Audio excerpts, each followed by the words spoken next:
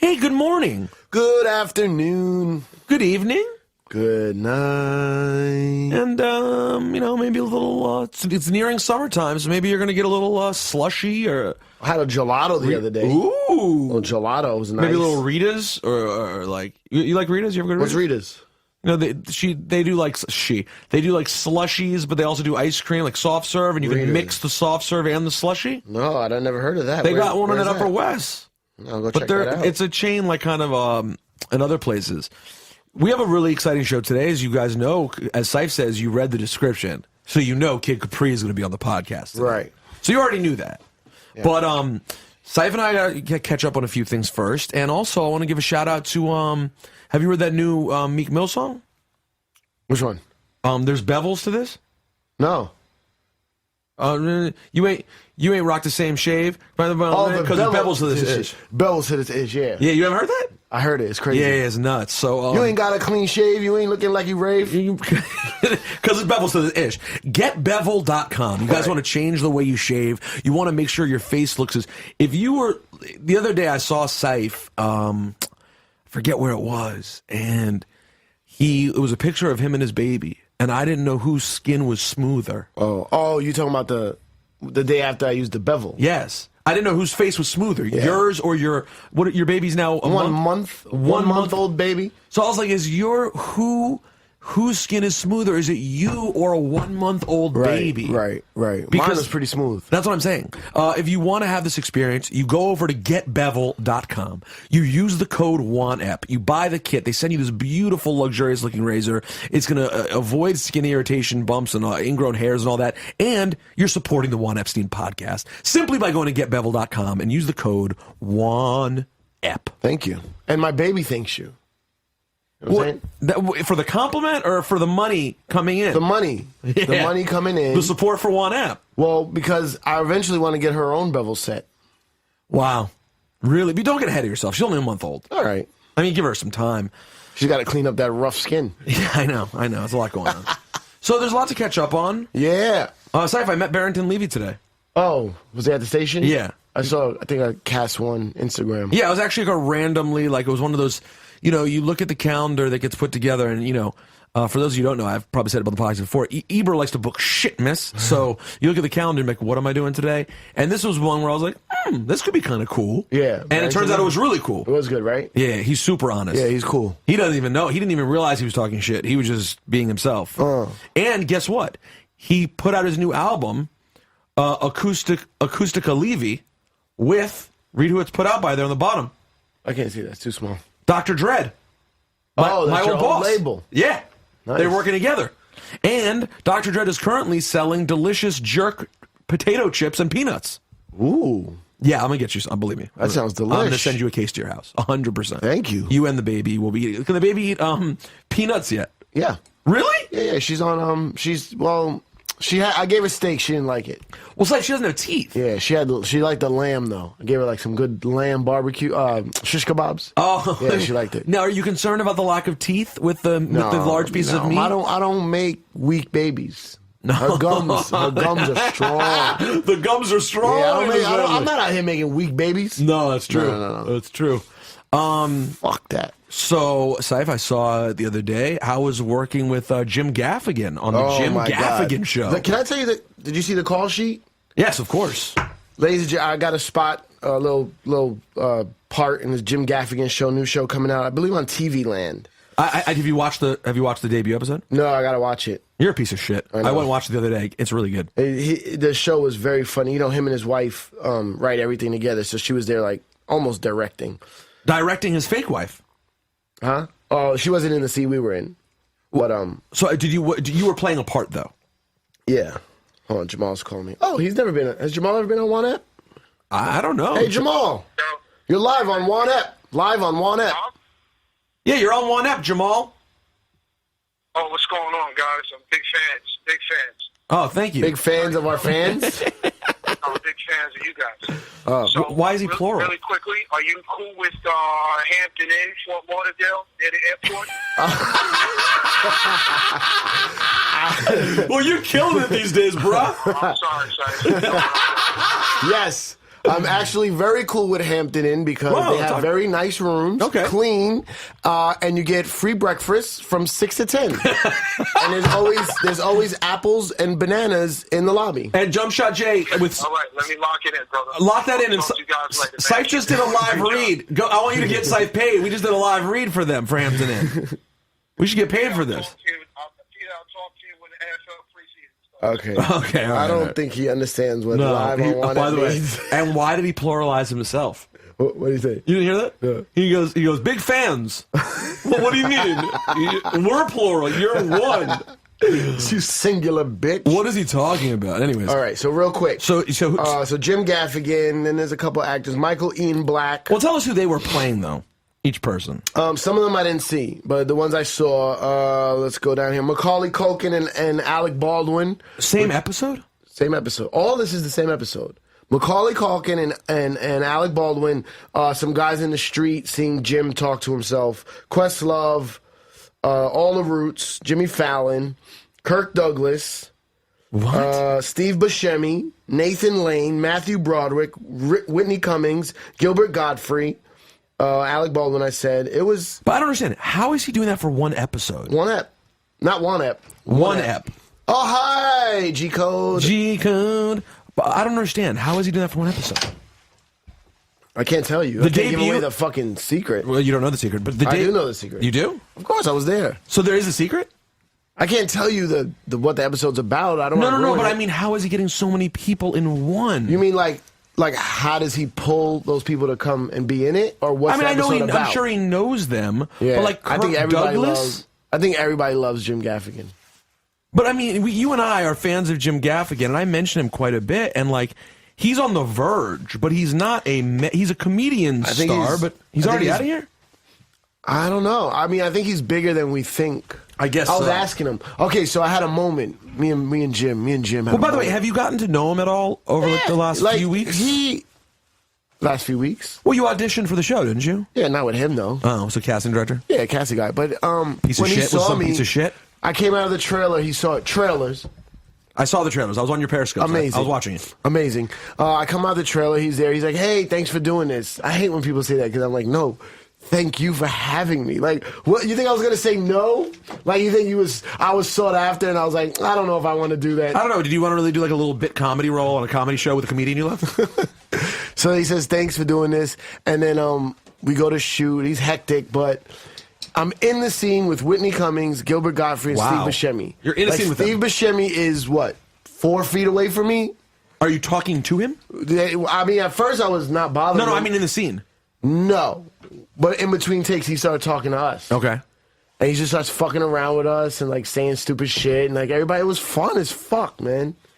It was fun as fuck. Wow. That sounds really fun. Yeah, it was fun. And then like, there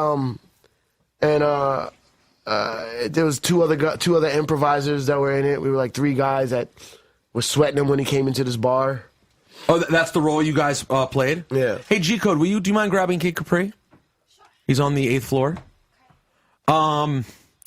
So Call him David Love. No, don't call him that. that That's his his name? name though. So I was in Atlanta and I did a scene in Barbershop 3. Wait, you were in Atlanta? Yes, to go do a scene in Barbershop 3. Hilarious. I'm right. I mean, I'm the star of Barbershop. What is that? Barbershop 3? No, what was the scene like?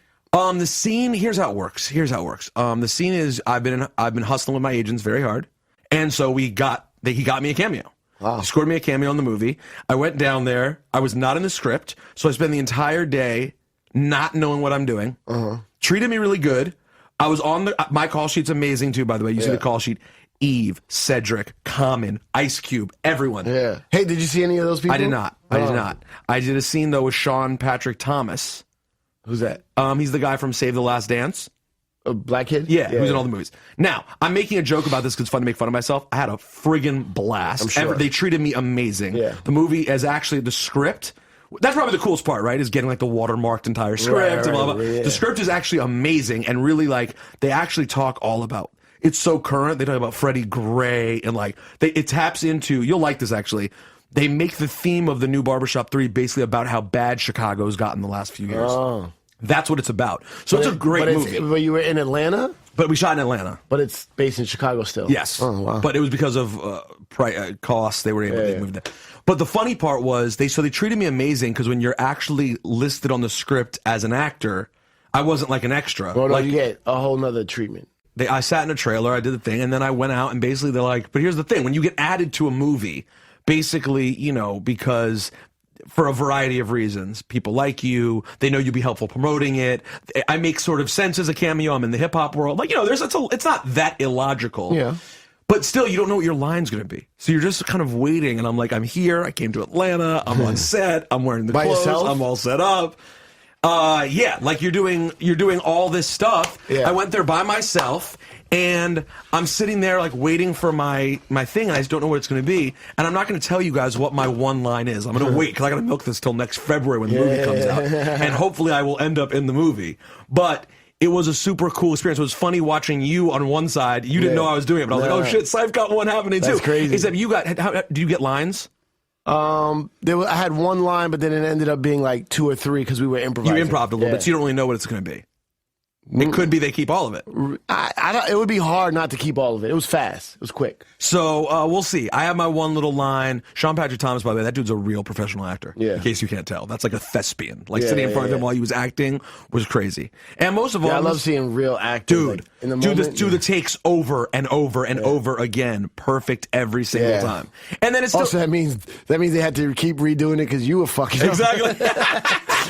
This is my favorite shit. When I'm shooting, I go, sorry, I fucked up. Sorry, guys. Sorry. Oh, yeah, that's my favorite too. And they did, but they shoot a whole bunch of times and you don't realize. I looked around, I'm like, there are no cameras filming me. So we're going to have to do this all when the cameras are filming me. Right. And last thing, let me say before we get to our amazing guest, the movie's being produced by MGM. Mm-hmm.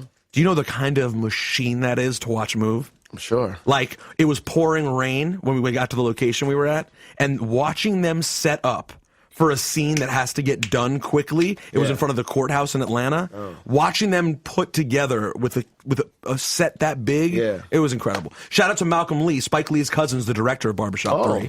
He was awesome. He does the other Lees direct? The other Lee. Yeah, he does. Wow. He does bigs. He did a movie I actually loved, Welcome Home, Roscoe Jenkins, which I thought was hilarious. Oh, yeah, actually. that was funny. And he did Best Man Holiday. He's done a lot of stuff. So, anyways, it was very cool.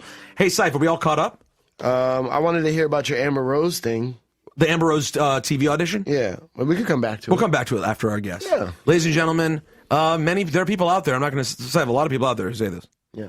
A lot of people out there who say that he's the greatest DJ of all time. There are people out there who say, if you want to get very specific, usually here's what happens. You have a conversation about DJs, and people talk about technical DJs, talk about radio DJs. And when you get to the essence of a DJ, it's the party DJ. Mm-hmm. And people will generally say that this man right here, Kid Capri, is the greatest party DJ of all time. That is a big compliment. Ciph, have you heard that before? I have heard that before. How do you feel about it? I've said it before. You've said that before. Yeah. I think you have. I may have. Many times. I think you're one of the people I've heard of. You say it to Kid Capri. You've said it to him. I won't say it to him. No, fuck that. He's got a big head. He does. I know. I understand. Of course. I won't give him compliments to his face. He also laid the groundwork for you being a Def Comedy Jam DJ. Mm-hmm. You going on to be the DJ for Chappelle's show. Right. There was no DJ in a comedy show before Kid Capri. No. So Kid Capri, welcome to Juan Epstein. What's up? I'm happy to have you here, man. I'm glad to be here. I was a little traffic, man, but I got here. Oh, please don't worry about it. I was late. And I was stuck in your damn stairway. Well, we have a high level security. Yeah, it was beautiful. Yeah, we do a lot of things. So I don't know why. We never know what happens why it is that we get to people when we get to people. You came in and did an interview for our morning show once when you were promoting the DJ show. Yeah, Master of the Mix. Master of the Mix. Yeah.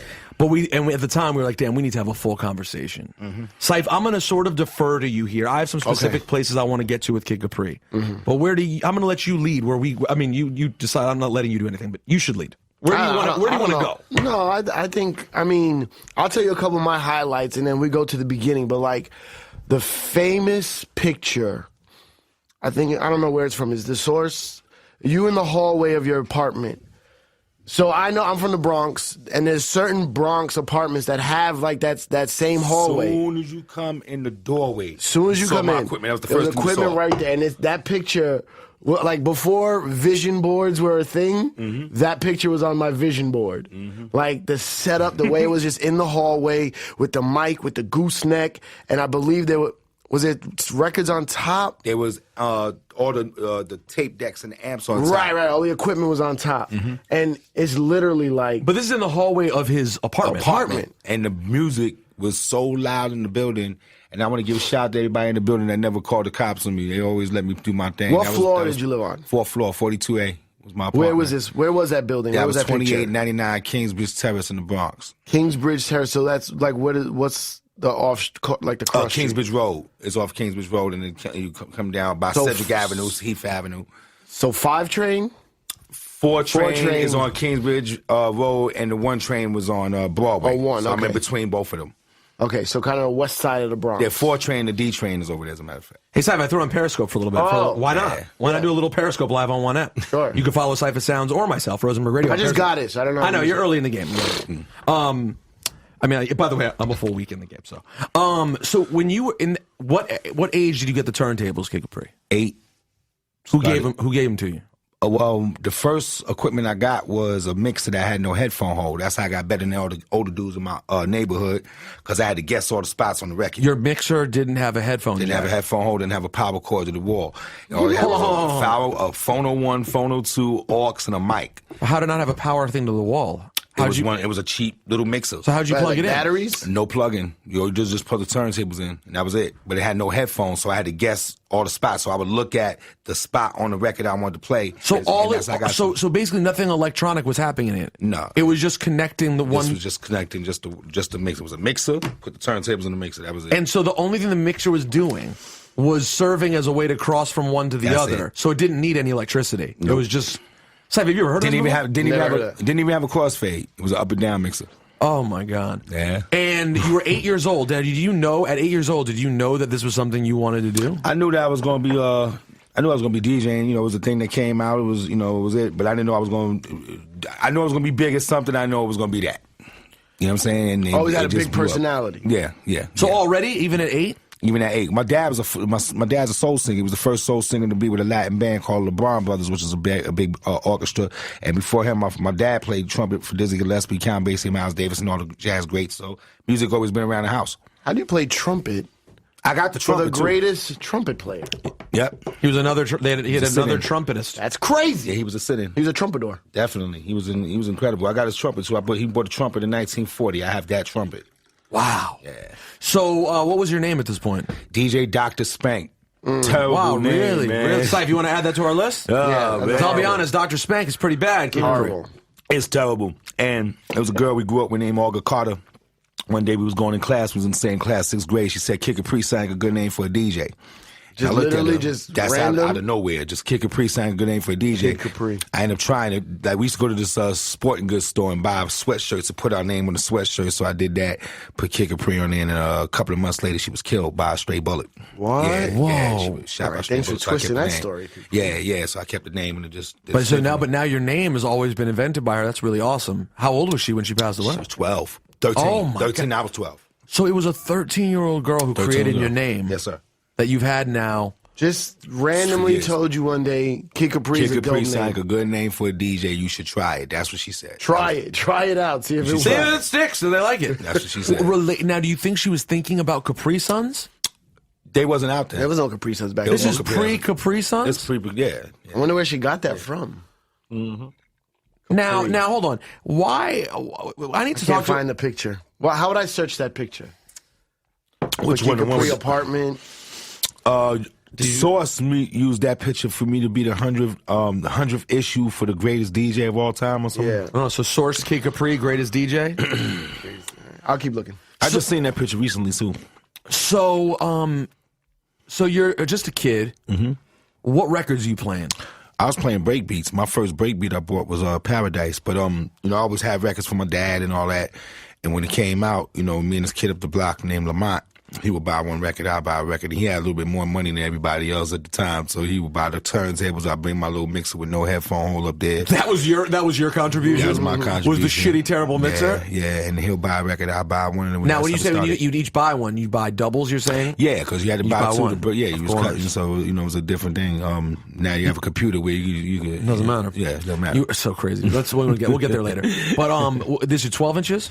12 inches, albums, 45s. Everything. Everything. So even back then in the early days, because, you know, in the last year and a half, I've become obsessed with 45s. You'd occasionally buy 45s. I got 45s. I'm on my 45 thing. Yeah, I know. I've seen you on video, too. I've watched your video. Come on, I'm paying attention. So, but back then, you were getting some. Yeah, well, you know what? The 45s wasn't such a big deal back then. It was really the albums and the 12 inches. The 45s was something that we used if we couldn't get the other album. We used to play one album and play the 45 of it, so that's what it really was. But we didn't really realize how valuable they was back then, like they are now to us. Of course, you know it was they were almost kind of annoying. I mean, when I used to see 45s, I would just think, what the fuck do I need this for? Why do I want? But I grew up in the 12-inch era, though. Yeah, but you know what? What the reason 45s are so important is because a lot of records that was made on 45 never made it to an album. Yeah, never. You know what I'm saying? So there's more of accumulation of them. And, you know, if you go from 1968 to the time they stopped making wax, a lot of different little record companies in them little cities, they put a little record out with a drum beat on it. Record never went nowhere. It didn't mean nothing to them. They didn't make no money, but to us it means everything because of that little drum beat that's on it. Right. You know what I'm saying? So,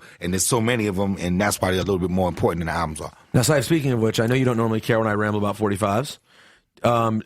This week they put out. You probably still say you don't give a fuck, but maybe you think it's cool because you love the album so much. They put out the entire Clips first album on 45. What do you mean? Right. Each song has its own 45? A-side, B-side. So it's like 6 or 7 records. So there's one with like Cot Damn and Motto, Love Her, and there's... Let's see. I gotta tell you, I'm not really too much into the rap 45s. Yeah, fuck a rap 45. Yeah. Not too much to I have a few boxes of them, but I'm not really into them. Well, if you have a few boxes of them and you're not into them, you know, I mean, hey, we should have a conversation. I will gladly come by, Capri. You come by take a look at what you don't care about. That's right. That's right. So you started getting into all that shit, and when's the first time you started getting on at parties, or you start actually doing this, and it's not just practice? My first big party was with well, you know what? I'll tell you what. I was doing a bunch before I got known. I was doing parties in the houses and little apartments and schools and stuff like that. You know, it all started when I was doing it in my house. I was doing little parties in my crib and on the block and little community centers and stuff like that. So, but when I started getting known, that's when I would be DJing in a place called the Kingsbridge Heights Community Center for little kids in the daytime, and then at nighttime I'll be in with the drug dealers in the SNS Club. And that's how I started getting known from there, selling my mixtapes in there. While they were selling $20 cracks, I sell $20 tapes and get the same Can I come into the club? Be a drug dealer? No? Well, then no. What were you putting on the tapes, and how were you mixing? Like, did you know what you were doing? Yeah, I mean, you know, me and Star Child had got big. Well, Star Child was already doing it, but then when I started playing the SNS with him, you know, it became just something different. It became real special. And you guys were known as kids playing? Like, was that a thing that you were young? No. This was late. This was later on. So this was already teenager. This is when I first started getting known. But when I was back, I was doing everything by myself. Everything. I was making the tapes making tapes for myself, not to sell them. You know, and playing for friends. Yeah, playing for friends, parties, houses, apartments, churches. I was doing outside. I was always outside in the park. What other known DJs were around in the parks near your house? Were there any like legendary DJs you got to watch, or were you mostly there was legendary DJs to me? I mean, you know, if you talking about Flash. And, no, I don't care. Tell us the ones for you. Like who are the ones? For me, the very first DJ I seen that made me run home and tell my mother I wanted to be a DJ was this guy named B Ward. He was with a group called Rockwell Incorporated. And he was so nice on the turntable. It was like he was talking to the needles. Like he would just talk and it would just drop wherever he wanted. And I was just watching him. I wouldn't talk to no girls, wouldn't dance, wouldn't go to the bathroom. I just studied him the whole time, ran home, told my mom I wanted to be a DJ. And that's when she brought me that mixer. And from there on, my life changed. Do you think Rockwell Incorporated was actually incorporated? Like, do you think I doubt it. Did they have a tax ID number? I doubt it. I doubt it. Do you think they were actually LLC? I don't think they were. So, but they were definitely the superheroes in the neighborhood. And this is around what time? This 1976. I started DJing. Woo! Mm-hmm. So this is when I mean, you're talking about the origins of this culture The right beginning. here. This is the beginning at every level. What were they rapping? Or was it mostly DJs? When I first heard it, I was on my block, and a dude named Gerald that we grew up with at the time. I just had met him. He was playing dice, and he was throwing the dice against the wall, going, "Yes, yes, y'all, to the beach, y'all." Throwing the dice against the wall. And I'm looking at him, saying, "What the hell does he mean? Yes, yes, y'all. What is he saying?" I didn't know what he was saying. And then I went to a party with B Ward and them that Friday at Marble Hill Center. You got to pay $1 to get in the center, and you get in the joint. And I seen the MC get on the mic, CB. He say, "Yes, yes, y'all, with the echo." I said, "Oh shit! What the fuck? Yes, yes, y'all, to the beach, y'all, freak, y'all, you don't stop. I'm like this. Oh shit! Y'all ran home. And that was the beginning. My whole life changed from then on. I was 8. By the way, let's call it what it is, Ciph. Yes, yes, y'all is still a great one. I mean, whoever Yes, came up yes, with yes, yes, yes, y'all. Yes, yes, y'all is like That's hip hop. To the beach, y'all. Who came up with "Throw Your Hands in the Air"? Throw your hands up in the air. Tell us. I don't know. You know what? I'll tell you who did it. I think it was Cowboy. You think Furious 5. Rest in peace. Rest in You think peace. Cowboy from Furious 5 came up with "Throw Your Hands in the Air"? Yeah. And what about "Wave 'em like you just don't care"? I don't know about that part.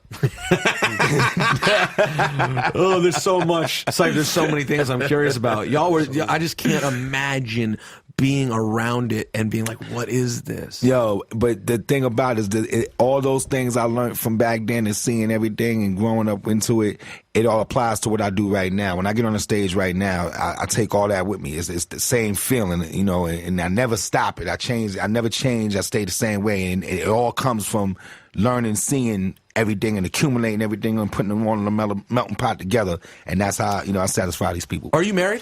No. Have you been married? No. Never? Never. You've been single the whole time?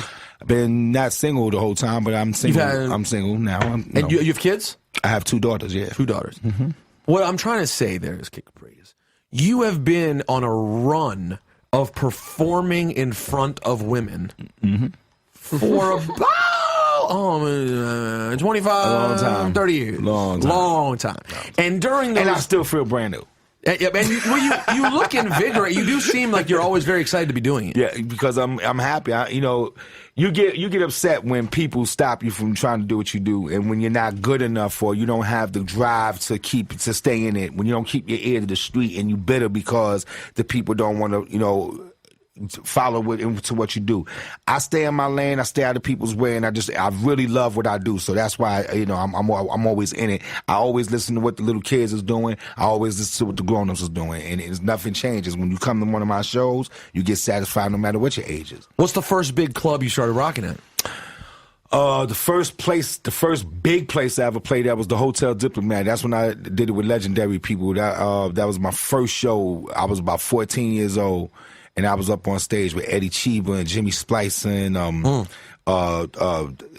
else? It was a bunch of people, but they were all legendary people back then. And to be up there at that age and rocking with them, I just thought I made it. And I was a little kid, but then when I really knew I was doing good was when when I first started meeting dudes like Biz and Kane. So early 80s, when you're a teenager, you started getting on at some things here and there. Mm-hmm. And parties, it was 31 DJs on the block. And what do you mean? Between my building and 2-3 other buildings, there was 31 DJs in between these buildings. So, do you hear what he just said? Yeah.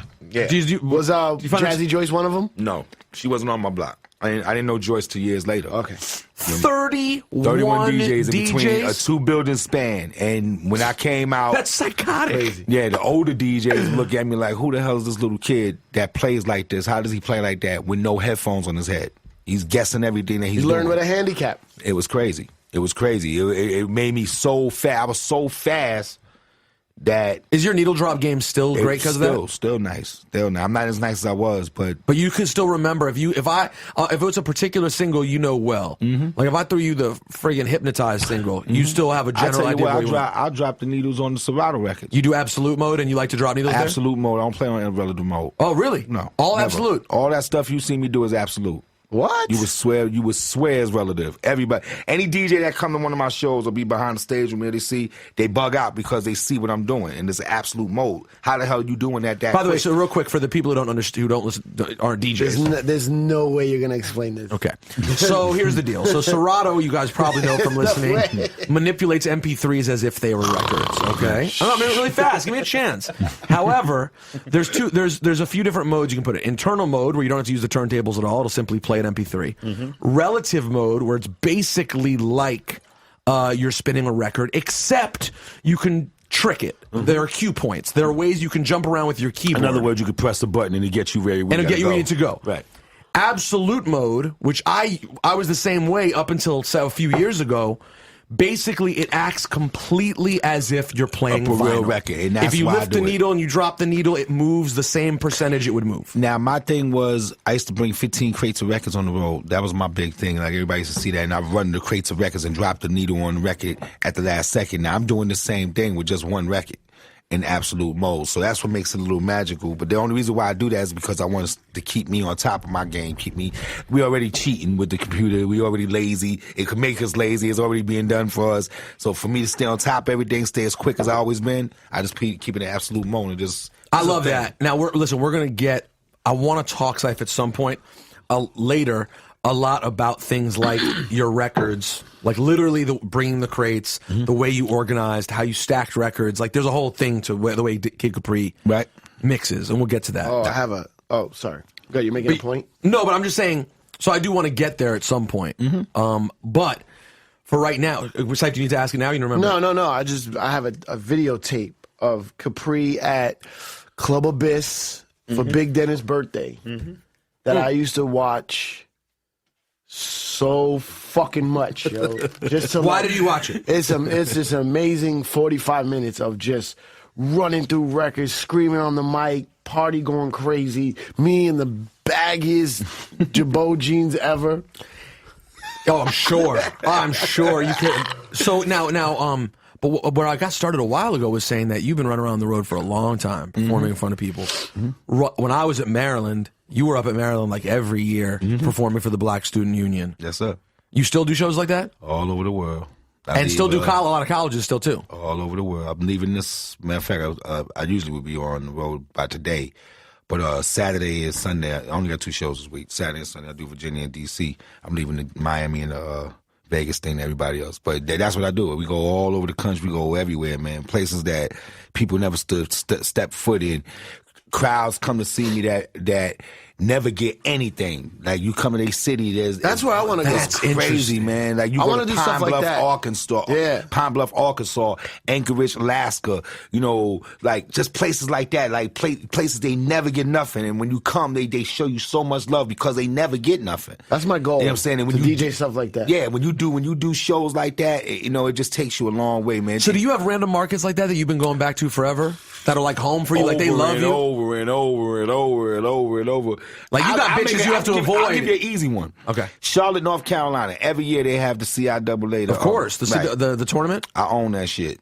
It's like you go to it and you know that when you come to CIAA, Kid Capri's party. Of course. You don't go to nothing else. It's not that you don't go to nothing else, but that's the one. You go. That's the fucking one. And I do 5 of them. It's 5. There's always 5 joints, and they're all in the same area in the same club. It's crazy how they got it set up, but that's something that you always go. Kentucky Derby. I've been signed to Kentucky Derby since 1998 to now. Man. Like, they gave me a 10-year contract from 1998 to 2008. Then they re-signed it from 2008. So whenever they stopped, it's forever. So, and that's with who? Like, with party promoters? Dow Griffith. He used to be Dr. Dunkenstein. Of course. Right, and he does these foundations. So he's just a dude who's down there. Yeah, so we have like 5,000-6,000 people. Michael Jordan comes through every year. You know, people like that come through, and it'd be crazy. We just did it. It was ridiculous. So, you know, doing stuff like that, doing NASCAR. Every year. Doing NASCAR in front of 100,000. You want those checks. You want to get in front of those people that's going to give you those corporate money. That money's crazy. Kentucky Derby, you know, you have football, you have baseball, you have basketball, but ain't nothing bigger than Kentucky Derby and NASCAR. That money is crazy. If you wanted to take off for 10 years DJing, would you be comfortable doing so? No. What? What do you mean? I don't mean monetarily comfortable. Because you stacked the paper. I mean, well, you know, You know, the money, I don't really think about that, man. You really don't even think about it. You just stack it up. I've never been driven by money. I've never been driven. You never once ever heard Kid Capri talk about money. No, you never have. Never. But the thing is this, but the truth is, a lot of people who don't talk about money, you don't think about it. You've been making money forever. It's not a concern of yours. Exactly. It just comes in. Exactly. It just comes in. It's not a thing that motivates you. Exactly. You know it's coming. And that's the good thing, is that you know that it's there.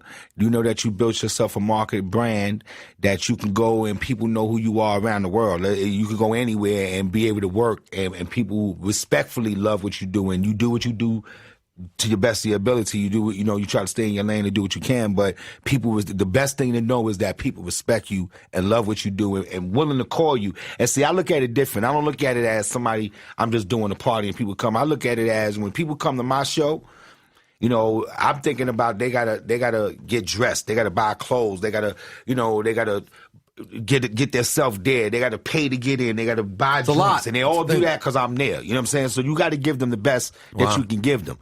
And a lot of times artists and different people in our business, they act like they're doing the people a favor. Yeah. You know what I'm saying? I agree. And it's just sad to see that because, when the people turn their back on you, it's hard to get them back. Well, but hold on. But here's the thing. And this is what I want to get. This is very interesting.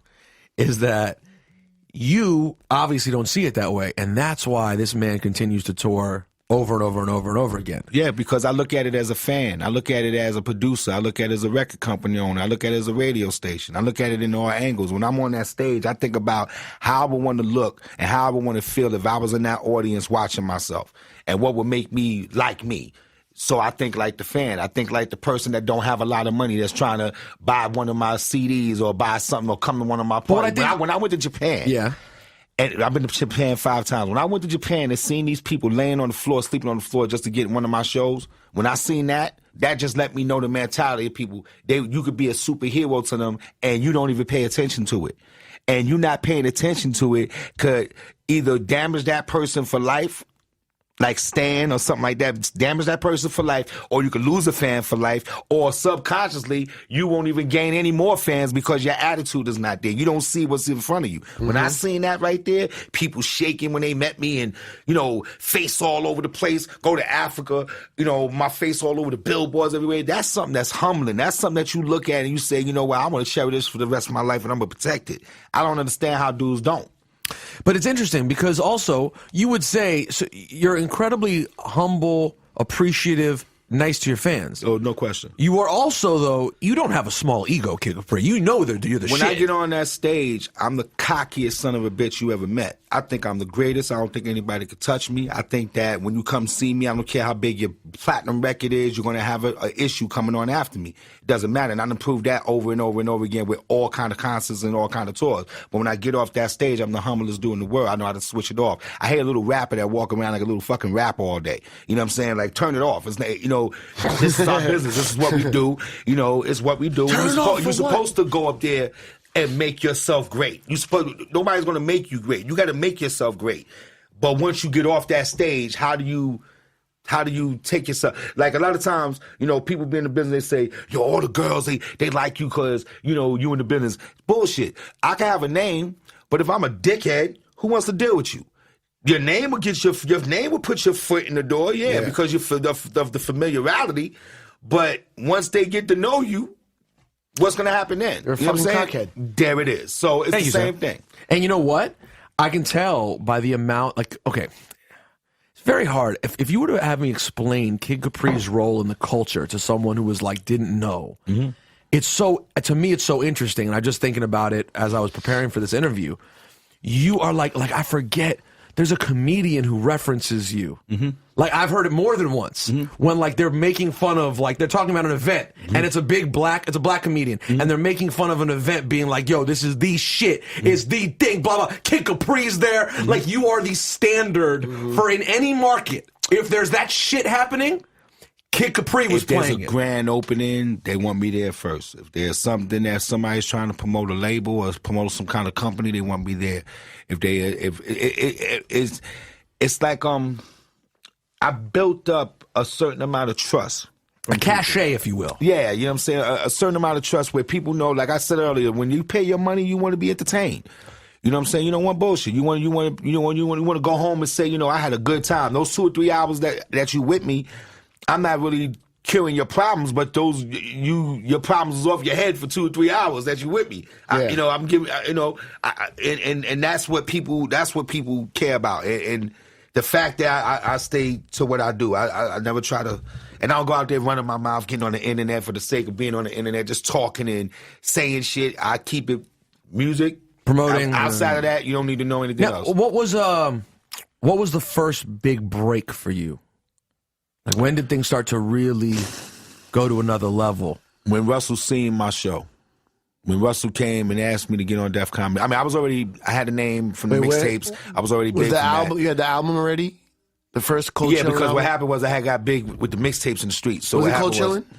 It was Cold Chillin', yeah. Cold The Chillin'. Kid Capri tape album. I got big with the mixtapes, so that was the first thing. I got my first radio deal with BLS. And then the album deal. Also, what was crazy is when I first got the deal with BLS, I had to go on tour. I was committed to go on tour with Public Enemy. It was called The Greatest Show on Earth. It was 13 rap groups. Public Enemy, Naughty by Nature. Everybody was on that group. And I came out there with Kid and Play. And they took my mixtapes, BLS, and got somebody to edit all the curses out of the mixtapes and put them on the radio, and that's what they played until I came back off tour. That was the first time that ever happened. This shit had curses, the tape sounded grimy, and shit sounded crazy, but it was really, really big. It was like when I got back, I came back to something crazy. What's happening right I now? don't know, you're playing for no reason without a wire. I don't know what's playing. Sorry. You never used the... What? You didn't know the What? I button would don't turn the even- music off? I don't know what's playing. Oh, something else. Like that animal. Why was that? I don't know. I don't know what you did. So, hold on. But and by the way, we have to get to the radio part too, because, your success so much as a show DJ, and people have a lot of love for your radio run, but it was also limited. You didn't have the But longest that's why radio it was run. so big. So Because- talk about your situation with BLS and radio in general. I'm gonna tell you, my show was 45 minutes, which 40 minutes of playing music, to 10 minutes of talking. But that was the reason. Oh man, I love this shit. Who's on this song, sir? The Kid Capri and the what was it? The Lords of Funk. Lords of Funk. No, it's Kid Anyway. Capri rapping. Oh, you rapping on it. Okay. yeah. What were you talking about? So the radio. Why? Oh yeah. What made it so dope was that it was a 40-minute show with 10 minutes, 40-minute show with 5 minutes talking, 10 minutes talking, whatever. But that's what made it so crazy, because you got less is more. You see what I'm saying? So you only got a chance to hear me for these 40 minutes, but these 40 minutes was And this so is on BLS? powerful. Yeah, this is on BLS. And what year are we talking? That was 91, 92. Okay. And it was so powerful that you wanted more. You wanted more. So you didn't get a chance to have the accessibility to hear me for 4 hours. You didn't get the chance to hear me for every day like that. You heard me every day, but you heard me for 40 minutes. And I made it so good that you wanted more, and that's what made the rate so crazy. And out of all the stations that I came across, BLS was the ones that let me do me. They never told me what to do. Who brought you into BLS? My sister was working for BLS. She was working for Von Harp at the time. Mm-hmm. And then I remember I used to go there with my mixtapes and try to get a job there, and they started to slam the door on my face and everything. And then I got hot in the street. But no relationship. You didn't know Marley? Relationship with nobody. Everybody started coming to me once I got hot. But Marley had to be aware of you, right? I don't know. Marley was in He was his uptown, thing. man. I It was was different back uptown. then. Yeah, it was different. It was different when I started worlds. coming downtown, that's when everybody started realizing. When I started doing the Powerhouse, when I did that, that's when it became a whole different game then. So who were some of the first people in the game who recognized you as being like some serious shit? Biz Mark was the first one that got my album deal. Definitely. He got you the album. Cold Chillin', he got of course. my album deal. Yeah. So I have to give a lot. Excuse me, to Chief Rocker Star Child, rest in peace, because he was the one that when I came in the SNS Club, the SNS Club was the place where you wanted to be, but it was the edgiest shit ever. Drug dealers, killers, everybody was in there. But it was like if you was in there, you felt like somebody. And I'm sitting there for the first time looking at this shit going on and, started playing. I remember this kid rolled up on me, a drug dealer kid. I bet you my man Kid, a beat star in the booth. And I ain't playing. I'm not doing none of that shit. I'm here to relax. And then Star says, nobody comes in my house and such and such and such. And I go up there, do one move, and then busting Star's ass, and then me and Star playing with each other. We start not playing with each other. We start playing music with each other. Correct that. He said, "Damn kid, you should come play with me." So we started doing that for a year. Made the mixtapes. He used to make the mixtapes right there while he was DJing. So he'll sell them for $20. He told me to get down with him. From the club. Right, and then we'll sell them like Alpo and all these big dudes. They was come buy tapes from us and everything. It would be crazy. So we'll make the tape right there, split the $20 for a whole year. We went through raids and cops coming in, and it used to be crazy. I did that for a year, and Red Alert used to come in there too and see us. And I remember Red Alert was going on tour with BDP, and he used to play for Studio 54. And he told people in Studio 54, I want Kid Capri to take my place. And they said, who's Kid Capri? We don't know no Kid Capri. You know, 54 is prestigious, whatever. Ended up putting me in there. Studio 54 is right downstairs from where we are right now. Right. And we went in there. Literally? Yeah, right downstairs. This address? No, like a couple doors over. Yeah. Remember when Mr. C was taking a picture outside? Yeah. That's Studio 54. Okay, oh, wow. And then I started playing there. And when these people started seeing all these people that was coming to see me and how crazy it was just becoming pandemonium. I mean, they was rushing the fruit stands and hurting people. It was ridiculous. So you had a big following. Big following in Studio 54. After that, I started selling mixtapes on the street again in front of Rucker and in front of Willie Burgers and Rucker, and that was the beginning of it. That's when shit blew up. And we'll pick up right there in 1 second, Ciph, after we give a shout out to our good friends. Capri, do you ever wake up in the morning and feel like you have a little scruff and need to maybe take that down? Maybe I just did it right before I got here. It was the last thing I did before I left my house. And listen, and Capri, listen. I ain't got a haircut. You can see I didn't get a haircut today. Listen. It looks pretty good. Yeah, okay? It looks pretty good. Got it, man. But I want to take it to a different level. Okay. I want to send you to getbevel.com. Our good friends at Bevel, all right? I'm going to take care of you. Okay. If you go to getbevel.com, use the code WANEP, right. They're going to send you a razor kit for an incredible price. They're going to hook you up. It is no skin irritation, no razor bumps, nothing like that. And the best part, Ciph, and Kid Capri, is that when you buy it like that, you're supporting this podcast, the WANEP podcast. Oh, I got to do that then. You know what I'm saying? So I'm going to take care of you, though. I'm going to talk to the folks at Bevel and make sure you get taken care of. Getbevel.com. The code is WANEP. It's an incredible price, an incredible razor. They're going to give you a great discount just for supporting the Juan Epstein podcast. Ciph, you can't beat that when you think about it. Can't beat it at all. Can't beat that with a baseball bat. Oh, hey, Ciph, what do you think is, what would you say are Kid Capri's biggest strengths as a DJ? Biggest strengths? Okay, mic game is beyond recognition. The best. Because here's the thing. I've been trying to teach G-Code. That's G-Code over there. Teach her how to DJ. That's right. So it's making me go through my history logs and figure out what type of DJ I think should be studied and what type leave. A lot of people talk on the mic, but all they do is say random shit and random shout-outs to nobody gives a fuck who, right? When I talk on the mic at a party, I'm trying to connect records, make my voice part of the entertainment of the music. Ladies and gentlemen, if that lady thinks she got da-da-da-da-da, and then the song I play connects to what I just said. I'm not just yelling, shout out to this guy, shout out to that guy. I mean, I do shout outs. Everybody does shout outs, but your voice is part of the party, and a lot of DJs don't have that strength. And you think no one's better at that than this guy? Kid Capri is incredible. His voice, I don't know what the fuck his voice cracks through the speakers. Whatever the frequency of Kid Capri's voice is, combined with the 808s of hip-hop, it fucking cracks through. But he makes it part of the party. Then I've seen Kid Capri. You know, Kid Capri comes from the era of real turntables, needles, jumping. And a needle will fucking jump to 2-3 bars or whatever before the part he was scratching. And he finds a way to get it back to the point. That is I don't know. I watch him do that. I don't understand. And it jumps and he goes, and he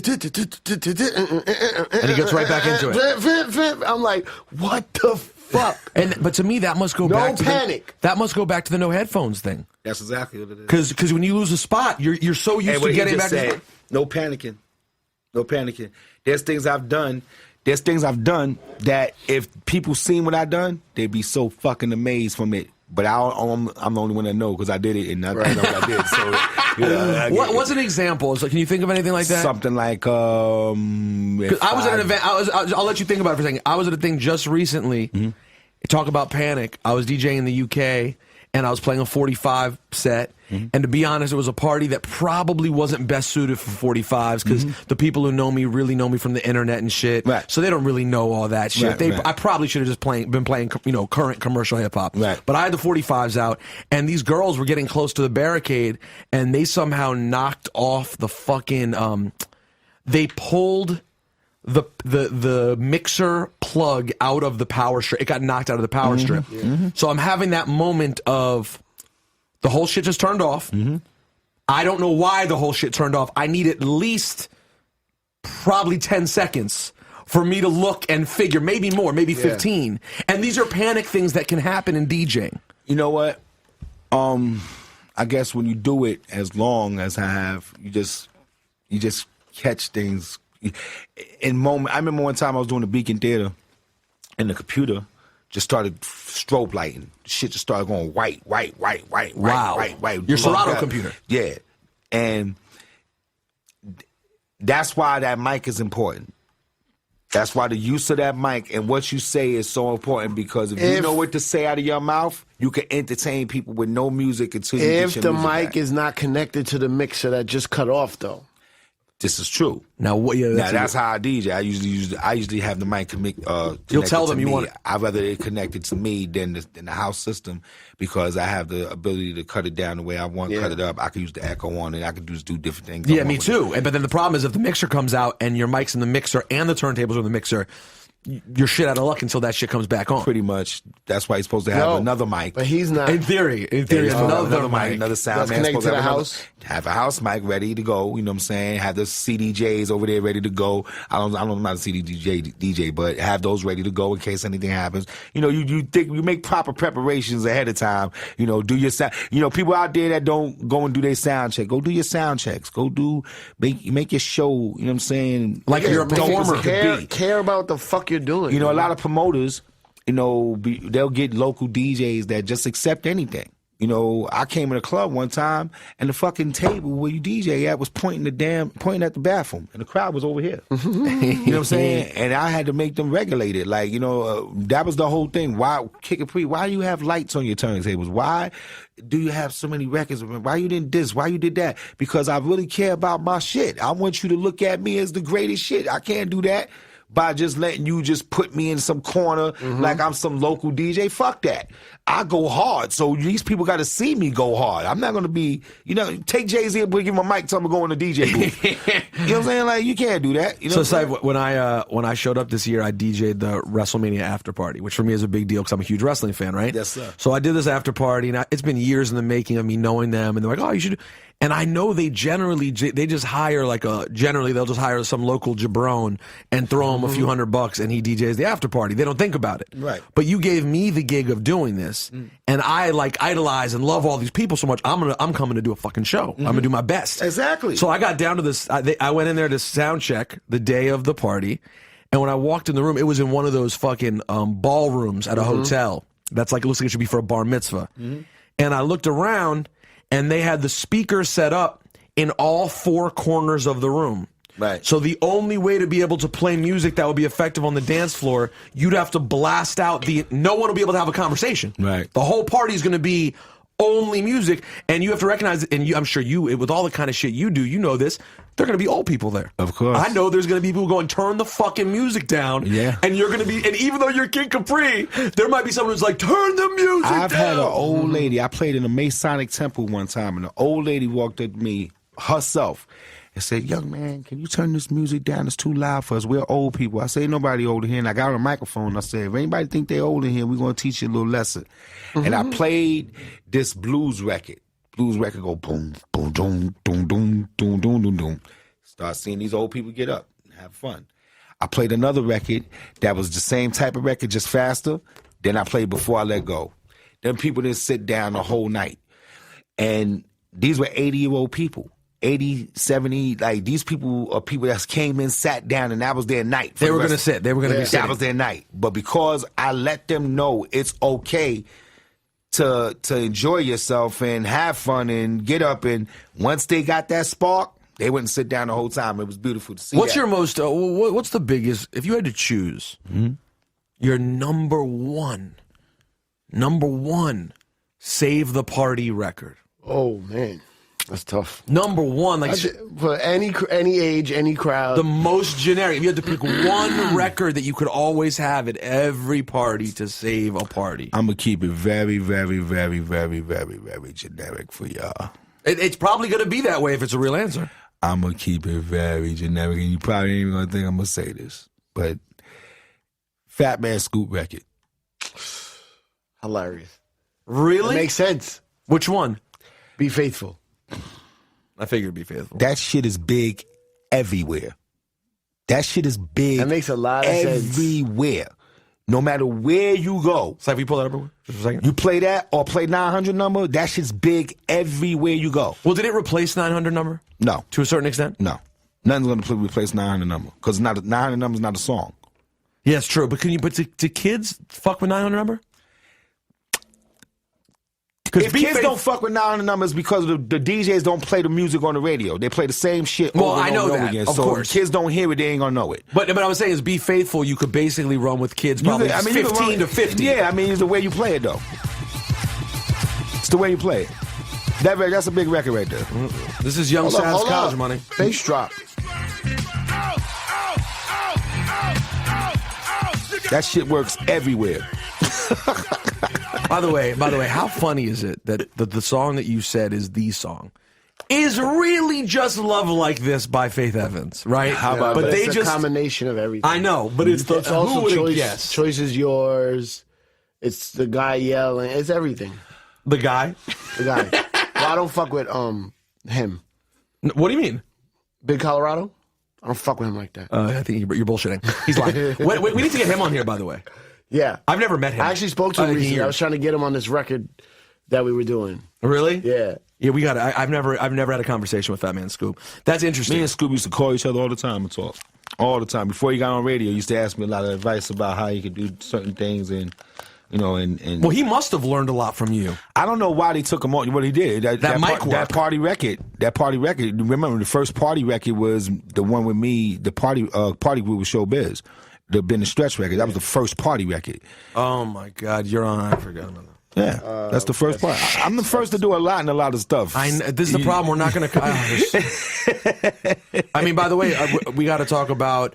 I mean, so yeah, there's Party Groove. Mm-hmm. What was your? Did you just jump on? Did he sample you, or you went? What happened was I used to do. I have the original. Yeah, my parties. I used to do this thing when I used to do the Ben the Stretch. It was a dance I made up, and I used to say it live on the mic on this beat. And Showbiz sampled it and put it to that record, and then seen me and asked me if it was all right if he could use it. I said, yeah, sure, use it. We didn't know that shit was going to be that big. That shit blew up. Yeah, you hear that right there? That's the live. That's what you got to... Is it this one? No, this is Soul Clap. Oh, okay. Okay, yeah. That's Kid Capri in the beginning. Which part? Get that motherfucking soul clap going on. That's at my course. show, and he sampled the Ben and Stretch from that show. Yeah, so that was the first. And then you're talking on here too. Yeah, Ben. What are you saying? Ben and Stretch, keep it going, do the Ben and Stretch, and that's your ride, we go Ben and Stretch. Everybody always asks me that what I said, but it was the way it sounded. It sounds feeling here of we go. it. Here we go.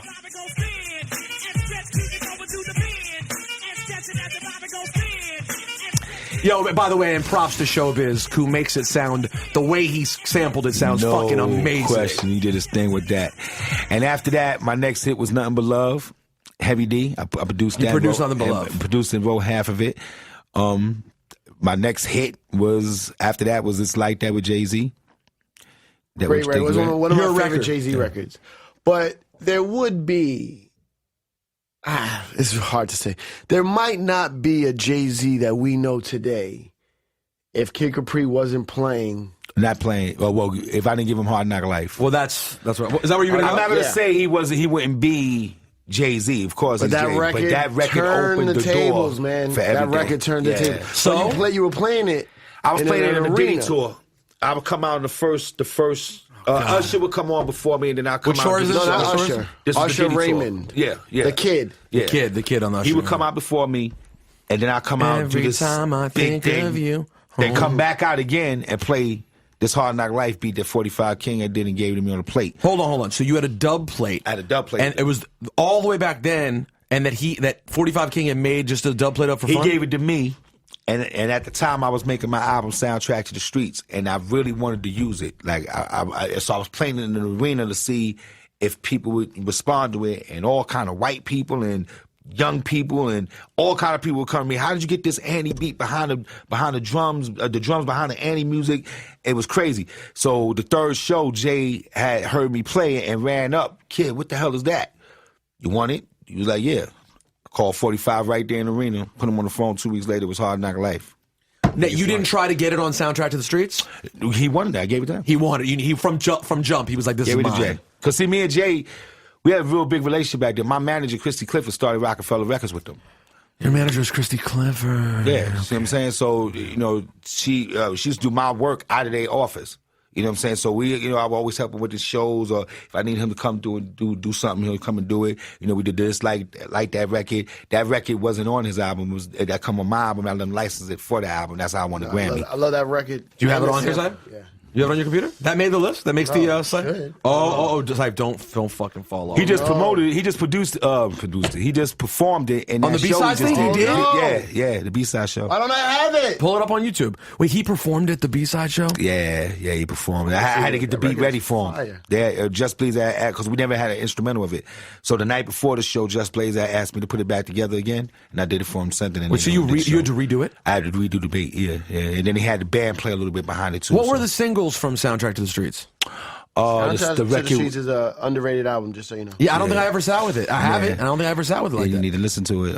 It's definitely good. My new album is dope. But the soundtrack to the Street album, the single was Snoop and Slick Rick, which I had a little issue with because I had did that record with Snoop before he had got signed to Master P at the time, and I needed a video, and but before me and Master P really had a relationship, he had tried to charge me $200,000. So I ended up not getting using Snoop, and I did the very first mixtape video.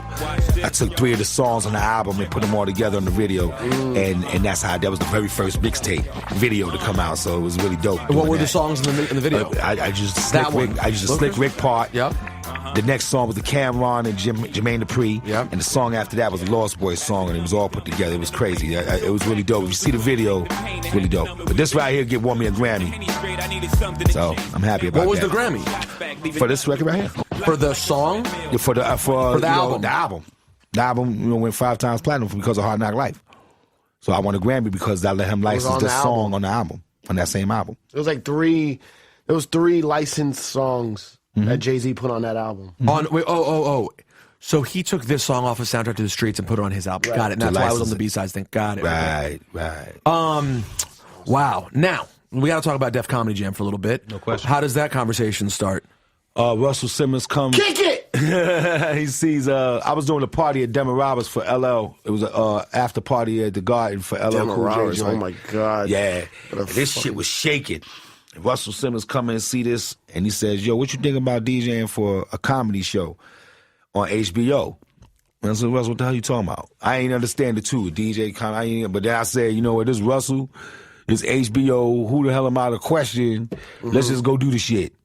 Yo, Rosenberg, when we did that shit, it became the biggest shit ever. When I tell you that shit was so big, the first concert we did, the very first concert we did, they opened the curtain. I'm behind the curtain, they opened the curtain. I couldn't even start playing music because of screams. It was so crazy, and it went like that every night. Were you guys everywhere? We did every state 6-7 times. We have a shirt, a Def Comedy. I have still a shirt, Def Comedy shirt that all the places we've been. I didn't even. This tour went after you taped the TV show. After we did the TV show and it blew up, we went on tour for 8 years. And we had so many shows that we had to have 3 different sets. I had to go get Jazzy Jeff. I went and got Jazzy Joyce and put Jazzy Joyce with the girls, put Jazzy Jeff with another team, and then had my team. That was all out at the same time. It was so much. It was so big. I don't understand why Russell stopped it, to tell you the truth. I think they were supposed to be starting to back up again, as a matter of fact. They've been talking about that. Matter of fact, me and Russell Russell just called me about to do a new thing right now with him. about to be really big, man. So Yeah, wait, so really you, big. I mean, and you got to, you're the one who was consistent. The comedians would rotate, but Kid Capri beginning- was I've always been there there. from the beginning. Even the host of the would change. TV show, Right. to the end of the TV show, and I was there from the beginning of the tour to the end of the tour. But Russell asked me to DJ the Def Poetry Jam. Yeah. And I was like, this is it. I'm out of here. Not the same effect, guys. No, and did you do it Different. Of course I did it. on TV? I wasn't on TV. It was just a live. Because the poetry? way I think they were trying to basically recreate Def Comedy Jam with poetry. No. But, How about this? and no. Couldn't do it. How about this? No. well, know what? No, people are not going to treat it the same way they treat No, comedy. but then it was like, they if you watch Def Poetry Jam, every poet was edited. So they kind of flowed into each other, not like Right, host, right. comedian, host, comedian, host, comedian, where, and then you get Kid Capri shining there. But, Right. but see, what made Def Comedy Jam so dope? Yes, I mean the host Martin, me, Russell, and the comedians was dope. But it was the audience. It was seeing the audience losing their fucking mind every the time audience, the crowd looked so crazy on the television. That's why when they took it to California, I didn't like it as much because the crowd was. Not One like comedian said, my man Tony Robbins said, look at this motherfucker over here. He don't even laugh. He just spell it out. H-A, H-A, H-A. This shit was the funniest shit ever, but it's the truth. They sit there, Well, by the time you they got to just say Cali, like New York, motherfucker, they fall all over the place. California. there's a bunch of extras in the Yeah, audience. you know what I'm saying? Not saying nothing bad, because, it's dope, but they just get that shit so much out there that, it's not going to be the same impact. They're used to but it still tapings. was number one. The show was number one for those 3 years that we came back with Mike Epps and D.L. Hewley hosted it. So if he puts it back on television tomorrow, it's going to be the same results because it was so powerful. It meant so much to so many people's lives. Like, we sold out everywhere we went. There wasn't an arena or a theater we did that wasn't ram-packed every time we went. It was crazy. I want to play. I think we should play a game. The game is name a random celebrity and see if Kid Capri has done some sort of event interacting with this person. Okay. You mentioned him earlier, so I know it's probably obviously yes, but even beyond what you said, Michael Jordan. Yes, sir. Events. There are things have happened. First thing I did, I'm going to tell you the first thing that bugged Black me on Mike. athlete. Any It's not black fair. athlete or It's not actor, fair. anybody- But no, let's talk about Mike for a second. Okay, please. I did the Chicago Theater, right? It was about 9,000 people in the audience. I'm on stage. The curtains is closed, and in comes Michael Jordan with his wife, Bo Jackson and his wife, and Ricky Dent. Ricky Dent? Yeah. That's his name, right? I think they so. all came in. Michael Jordan sat his ass. Richard Dent. Richard Dent, the Chicago Bear. Yes. Richard Oh, Dent. okay. He sat his ass right there with his wife and just looked at me to watch to see what I was going to do to his city. I tried to stop a mud hole in that place because he was standing right there. Did you try too hard? I tried 3 hard. But it was crazy. He congratulated me, hugged me. That was the beginning of me and Mike. And then he started coming to my Kentucky Derby things, and that was the end of that. So, What about Charles Barkley? oh, Charles is crazy, I mean, of course. I mean, good old Chuck. I love Charles, man. Mike Tyson. I was gonna he's my favorite, so I was gonna get there. That's How many Mike Tyson stories must you There's too have? many. I mean, it has one. to be thousands. There's few, but I remember one where, remember MK's? Club MK's that was downtown? Yeah. I remember one time me and Mike was in there, and Mike wouldn't let me fucking leave. He bought all the champagne at the bar, gave it to everybody that was standing there, and every time I tried to leave, no, kid, you can't leave, you gotta stay with me, you gotta stay with me. And I ended up staying with him all night until it was time to leave. The next time I heard from Mike he was on a television show, and he said, yeah, I'm such and such, and I'm about to go back to New York and go party with my man Kid Capri. I said, oh, shit. Mike's coming to town. What are we doing? But, just to hear, he was just iconic at the time, and to hear him say that on the television, how all the people he could have said it about. But to me, that's what sums up who you were. Right, yeah. Is that it wouldn't just be him. That's what anyone would think. Yeah, that's what beautiful. about he's very popping right now. What about young Kevin Hart? Kevin Hart's my dude. He come from Def Comedy Jam. Of course. So you have history with him. Yeah, his history is great. I did the birthday party for him a few months back. Here's a tough one. Eddie Murphy? Yes. Oh, yeah, no question. I did parties for Eddie Murphy. I live not too far from him. Well, who lives in this house now? Charlie? He might not live there anymore. He lives Who in lives Jersey. in Eddie though. Murphy's? Alicia Keys, I think, live in his house. Eddie Murphy's house in Jersey. Yeah. It's Alicia Keys. I think No, Alicia Keys- it's not. Is it? It's Alicia Keys. It's Alicia. Yeah, I just did a Eddie's party house? at her house too. I did a Swiss threw a The house party. with the pajama jam. The pajama Ebro jam. was there. They were all, Right. I did that joint, but that house used to be Eddie Murphy's house. That's the joint with the bowling alley. And right now, in that house, Alicia Keys and Swiss have a big ass Mickey Mouse that goes to the 3rd floor. The shit is crazy. They built it inside the house. You can't get it out. They built it in there. It was the most amazing shit. I don't know if that had anything to do Okay, I'm with gonna take it to the next level. No. President Obama. I was supposed to do his inauguration, me and Stevie Wonder. And I had to. I was booked for something else that day. I couldn't make Come it. on. Yeah. You got to cancel that. You have to cancel whatever's booked. I'm a Well, loyal Obama dude. wasn't hot back then. He didn't know how hot he was. That ain't. What about Clinton? You ever have a Clinton event? I met Clinton. I never did. Never an did event an for event. him. I did an event for Martha Stewart. You did a Martha That's Stewart weird. event. Yeah, Yes. it was weird. Yeah, I did What was that. I that? did Donald Trump's house. I did. But why are they booking you for this? They want like a hip hop edge, or They want that. They know it's not the hip hop edge. It's the party. You can put me in any arena. You can put me in EDM music. You can put me in. When I did Khloe Kardashian's wedding with Lamar, it was on television. You know, I knew that their family was Armenian. So I had to come in there and with the best Armenian music. They didn't expect that. They didn't ask for it. How did you find that? That's what I do.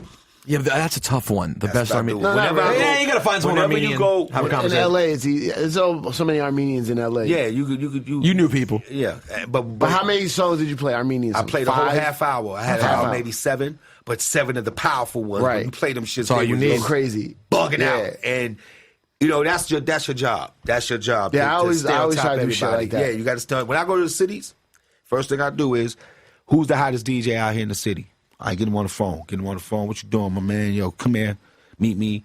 Let me know See, what's the hot and thing by the- going on in the city. And come out and I'm gonna take care of you, blow you up. You know what I'm saying? Thank you for respecting, for letting me come in your city and do. You know, I always give the DJ respect. You know what I'm saying? No Yeah, matter but it's also you're also being a G because he does call them up and be like, "Yo, who's the hottest DJ? Yo, come hang out with Kid Capri for a minute." You know what I'm saying? Like, you know, you want to know what's going on in their city, so this way everybody get their full potential. And you know it's great for them because they're happy to put you on. top so of that. everyone wins. So yeah, everybody wins. So it's it's a a- good thing. And then you build, everybody you build a good relationship with people. You just let them know you're not untouchable. You What about? give Hold everybody. on. Who? You have any experiences with the King, Michael? Michael Jackson. No. Never But- met him? Never met him? Never met him. But You're a his fucking sister loser, Janet Capri. Jackson. We thought you were hot out here, Capri. His the sister fuck outta Janet here. Jackson My told me she favorite. was my biggest fan. I remember that. That kind of bugged me Like out. how? Like fan of what though? You think she had tapes? You think she got 52 beats? 52 beats. She heard my tape. She heard my TV. She And seen their my parties TV probably, show, too. my parties. She been to my parties before. You know what I'm saying? So it was one. We was at the airport, and you know she had her husband come out and brought me to the thing, and she just told me that. But you know him, the King really is James Brown. I met him. That's who I. You met James Brown. Me and James. Well, we did the BET Awards together. Me, James, and Michael when we did the tribute to Jam Master Jay. I didn't get a chance to meet Michael because Which of Michael? the situation. Jackson? Yeah, I didn't get a chance to meet him. Oh, but you were. We was all on the in same the same show, place. but that night I got a chance. I talked to James when I was a little kid on the phone, but that night How I did got a you chance get? to Well, from your meet dad. him. From your dad. My dad was cool Knew with him? Bobby Bird. They was real friends, and yeah, so they used to hang out and all that. So I talked to him on the phone one time. When he picked up the phone, was he like, I met Bobby Bird. Yeah, I met Bobby Bird when I was younger. But What you got a chance to gonna talk to do him. next? was like 1, 2, 3, Yeah, you're I was standing in front of James. I didn't even know what to say to him. These It was are like, the JBs. this shit was crazy. I mean, is that the craziest one for you? That was it. I was a groupie that night. Oh, And you. I know many people. Damn, you just gave me fucking a mind, whatever you call it, Mind fuck? Mind fuck. You were playing a JB's record on the radio. Doing it to death. Yo, I was like, what the fuck is this? I play that in parties. And Do it to death? Yeah, and they go crazy. doom doom doom doom. Yep. Doom. Oh fuck. Yeah, big What, the James- original, big James Brown. fan. Yeah. The original Soul Clap. Yeah. Doom, doom, doom, doom. Yeah. All right, hold on. So while Ciph's looking that up, my buddy Quartermain friend of the podcast, is a huge fan of yours. He's from Brooklyn, and he's actually probably goes back a little further in terms of when he was a nerd, even than Ciph, of when he was like paying super attention to hip hop. Right. That's it. Yep. Mean. Okay, so I asked for a bunch of questions for you, and he was like, "Oh shit." Here's what we did. First thing, ask him about Stephanie Mills on Impeach the President. Oh, fire. Good job, Quarterman. That became one of the anthems on the mixtape. As a matter of fact, I had that a cappella and something just said, just don't impeach the president, but it was the way I did it. It was like it was a song. It was like it was put together like a song. And you did it on Video Music Box and Rockin' Will's mixtape shop with Big L. Yeah. By the way, we got to get to Big L. We're going to get to Big L, too. Yeah. So this was, Ciph, will you play it real quick? So this is just a thing? It was just something that just blew up in the street. And it was just an a cappella of hers? It was just a blend you made that you... Yep, and I talked to Stephanie Mills recently about that, too. And she thanked me for that. I don't see it. You can't find it on YouTube? What's it called? Does it have a specific name? Just something the way you make me feel. It's something the way you make me feel. I mean, that is legend. I mean, that is. I didn't even realize we were talking about. That's great. Do you consider yourself to be the first celebrity DJ? I wouldn't call myself the first celebrity DJ. I would call myself the first celebrity DJ by myself. You had Jazzy Jeff in back of Fresh Prince. Of course. You have Jam Master Jay in back of Run DMC. Got him. You know what I'm saying? Like, you had to be. You had Grandmaster Flash behind the Furious 5. You had to be that.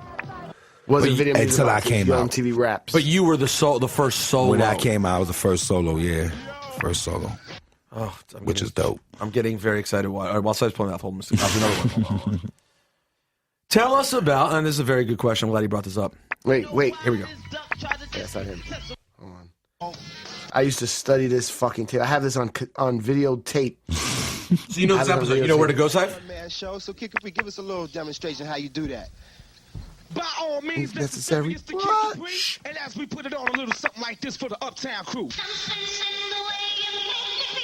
I know these scratches my heart. Showbiz?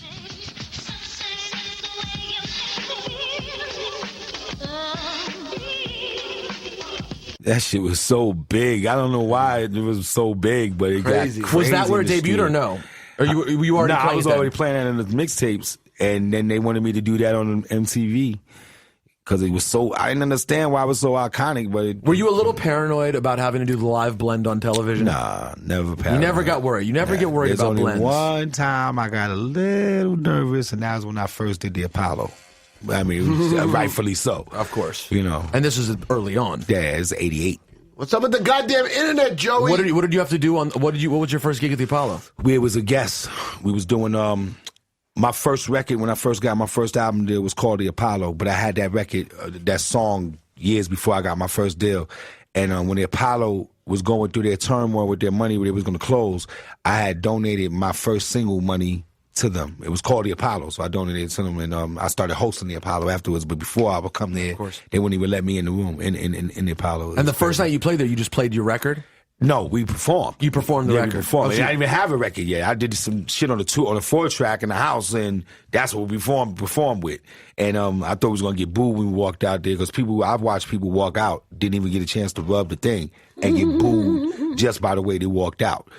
Just by the way they looked. Energy wasn't right. It was bad by the time when they walked out. I didn't even get to the mic yet. They get booed all the way to the mic. So I've seen that a lot. So I was nervous like shit.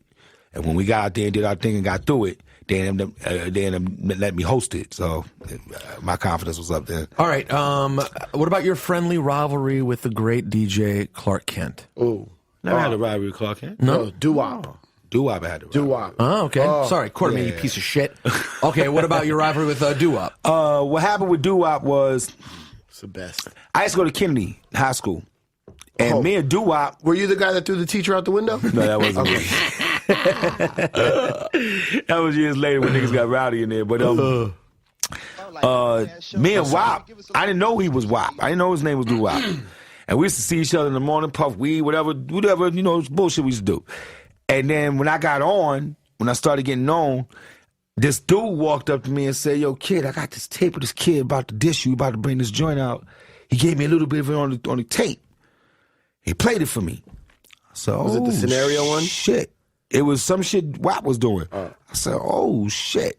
That night, I made the beat, on 4-track, wrote the rhyme. Shit was out the next day. The Break 'em Up, kid, break 'em up. That shit was out the next day.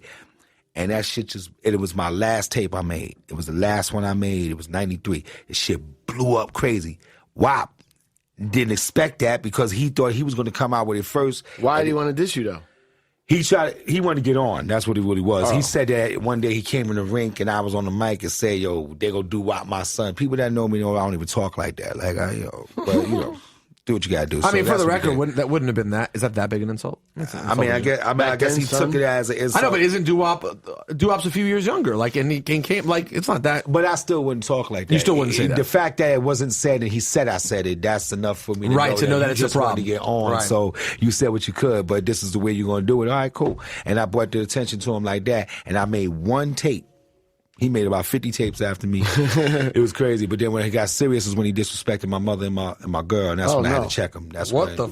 Wait, are y'all cool now? Oh, we made records together now. Right, We're that's cool what I now, thought. but back then I didn't want to bring up some shit because I love WAP. Nah, WAP was my dude. WAP was my dude. We was young. WAP, I love Capri, and when they were beefing, I hated it, but there was some good shit. It was dope. And he did. He's dope. Capri, What's the best shit that came out of it? Kid Capri from Dwick and bitch ass homo from Scenario. It's like, Kid Capri, you bitch ass homo. I was like, it was dope for hip hop though. I hate dope that for he's hip-hop. doing this, but just combining those records at that time when there was no like Pro Tools or anything that was live. Oh, that's dope. That's a funny story. All right, hold on. I'm not done though. I got more for you, Kid Capri. There's a couple other good ones in here I got to get to. Wait, why you? Oh, hold on, I got it. It's working. Is it coming up yet? Here we go. By all means necessary, it's the Kid Capri. And as we put it on a little something like this for the uptown. You sound exactly the same. You don't have none of the records of me and WAP? Mixtape shit? You don't have them? No, do you have them? any? You don't have them? Oh, no. Yeah, you got to get those, man. They're hot. Mixtape shit was hot.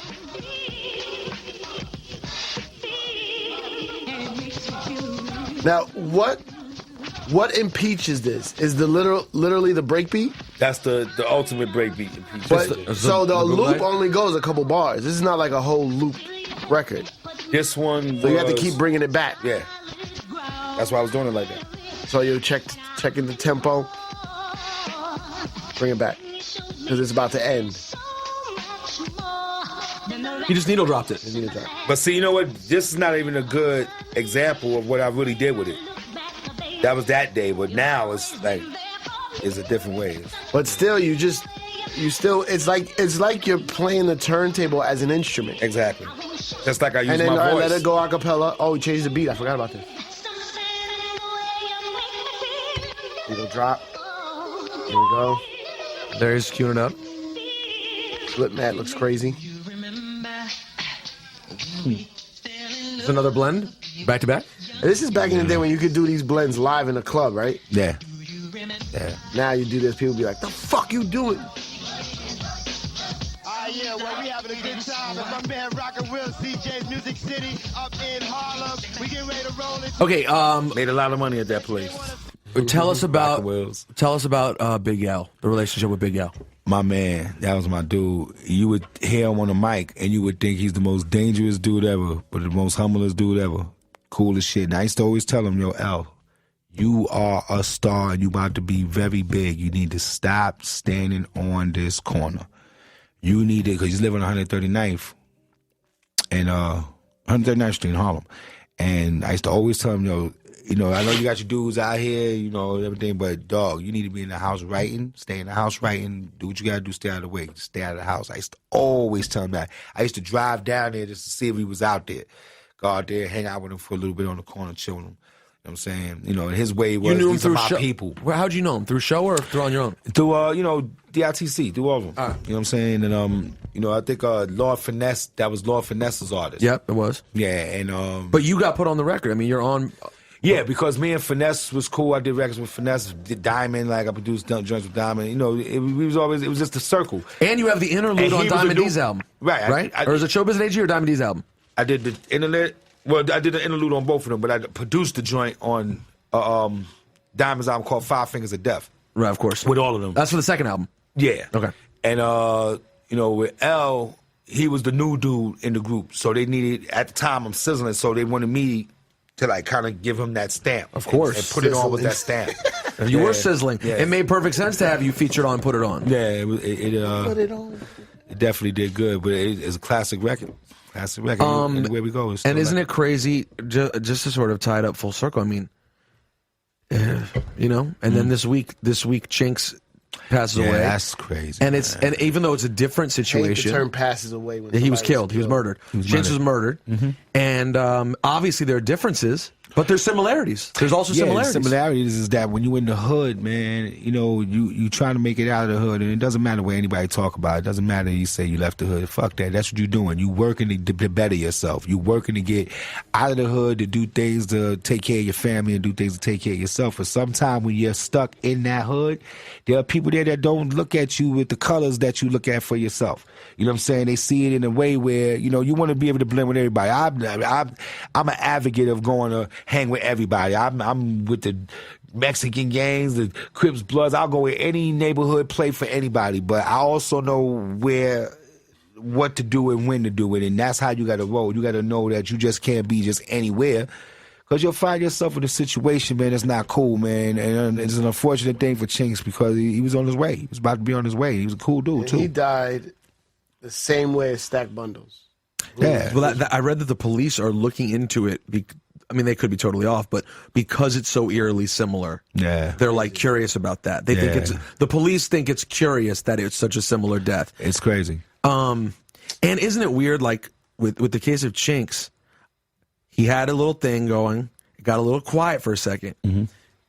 This Saturday, when I recorded my Sunday night show, my brother was up visiting, and I looked at my brother. I was like, fuck, I just played Chinks 4 times on my show this week. I was like, I think he might be about to have a little thing, right? Because he's on Off the Rip, the French record. Then I randomly picked another record off French's mixtape called like Coke Boy Money. That fucking Chinks sounds great on. Then Daytona just dropped a record with Chinks that's fantastic. I like they know we are in here. He just had a bunch of shit. That's hard. I like that joint. I was playing that on Shade 45 not so long ago. And so I was like, and so I recorded the show Saturday. Meanwhile, Sunday, by the time my show airs, I had to go add a special intro to the show to talk about him, but I didn't change the middle of the show. Right. So in the middle of the show, I'm playing his songs, and I'm like, shout out to Chinks, blah, blah, the day fucking before. That's crazy. It's just, it's so fucking sad. Crazy shit, man. But. So a couple things I want to get to before you go. The records. Ciph, talk about the piles of records that would be left next to Kid Capri's turntables when he would be blowing through a party. It's the one thing I didn't like about Kid Capri. Okay, it had to drive you insane, Ciph. This is the most organized man in America. This had to drive you crazy. Because he moves so fast when he changes records that he would just stick the one he just played just in a pile next to him, and they would just start piling up, no covers. Yeah. And I'd be like, I respect you as a man, but this is right. This is hurting me right now. Did you fuck up records doing that? No. They'd be okay. Sitting on top of each other, they'd be fine. The whole time I've been using them. No scratches, no nothing. So people get nervous about laying records on top of each other. They really don't scratch each other when they're sitting on top.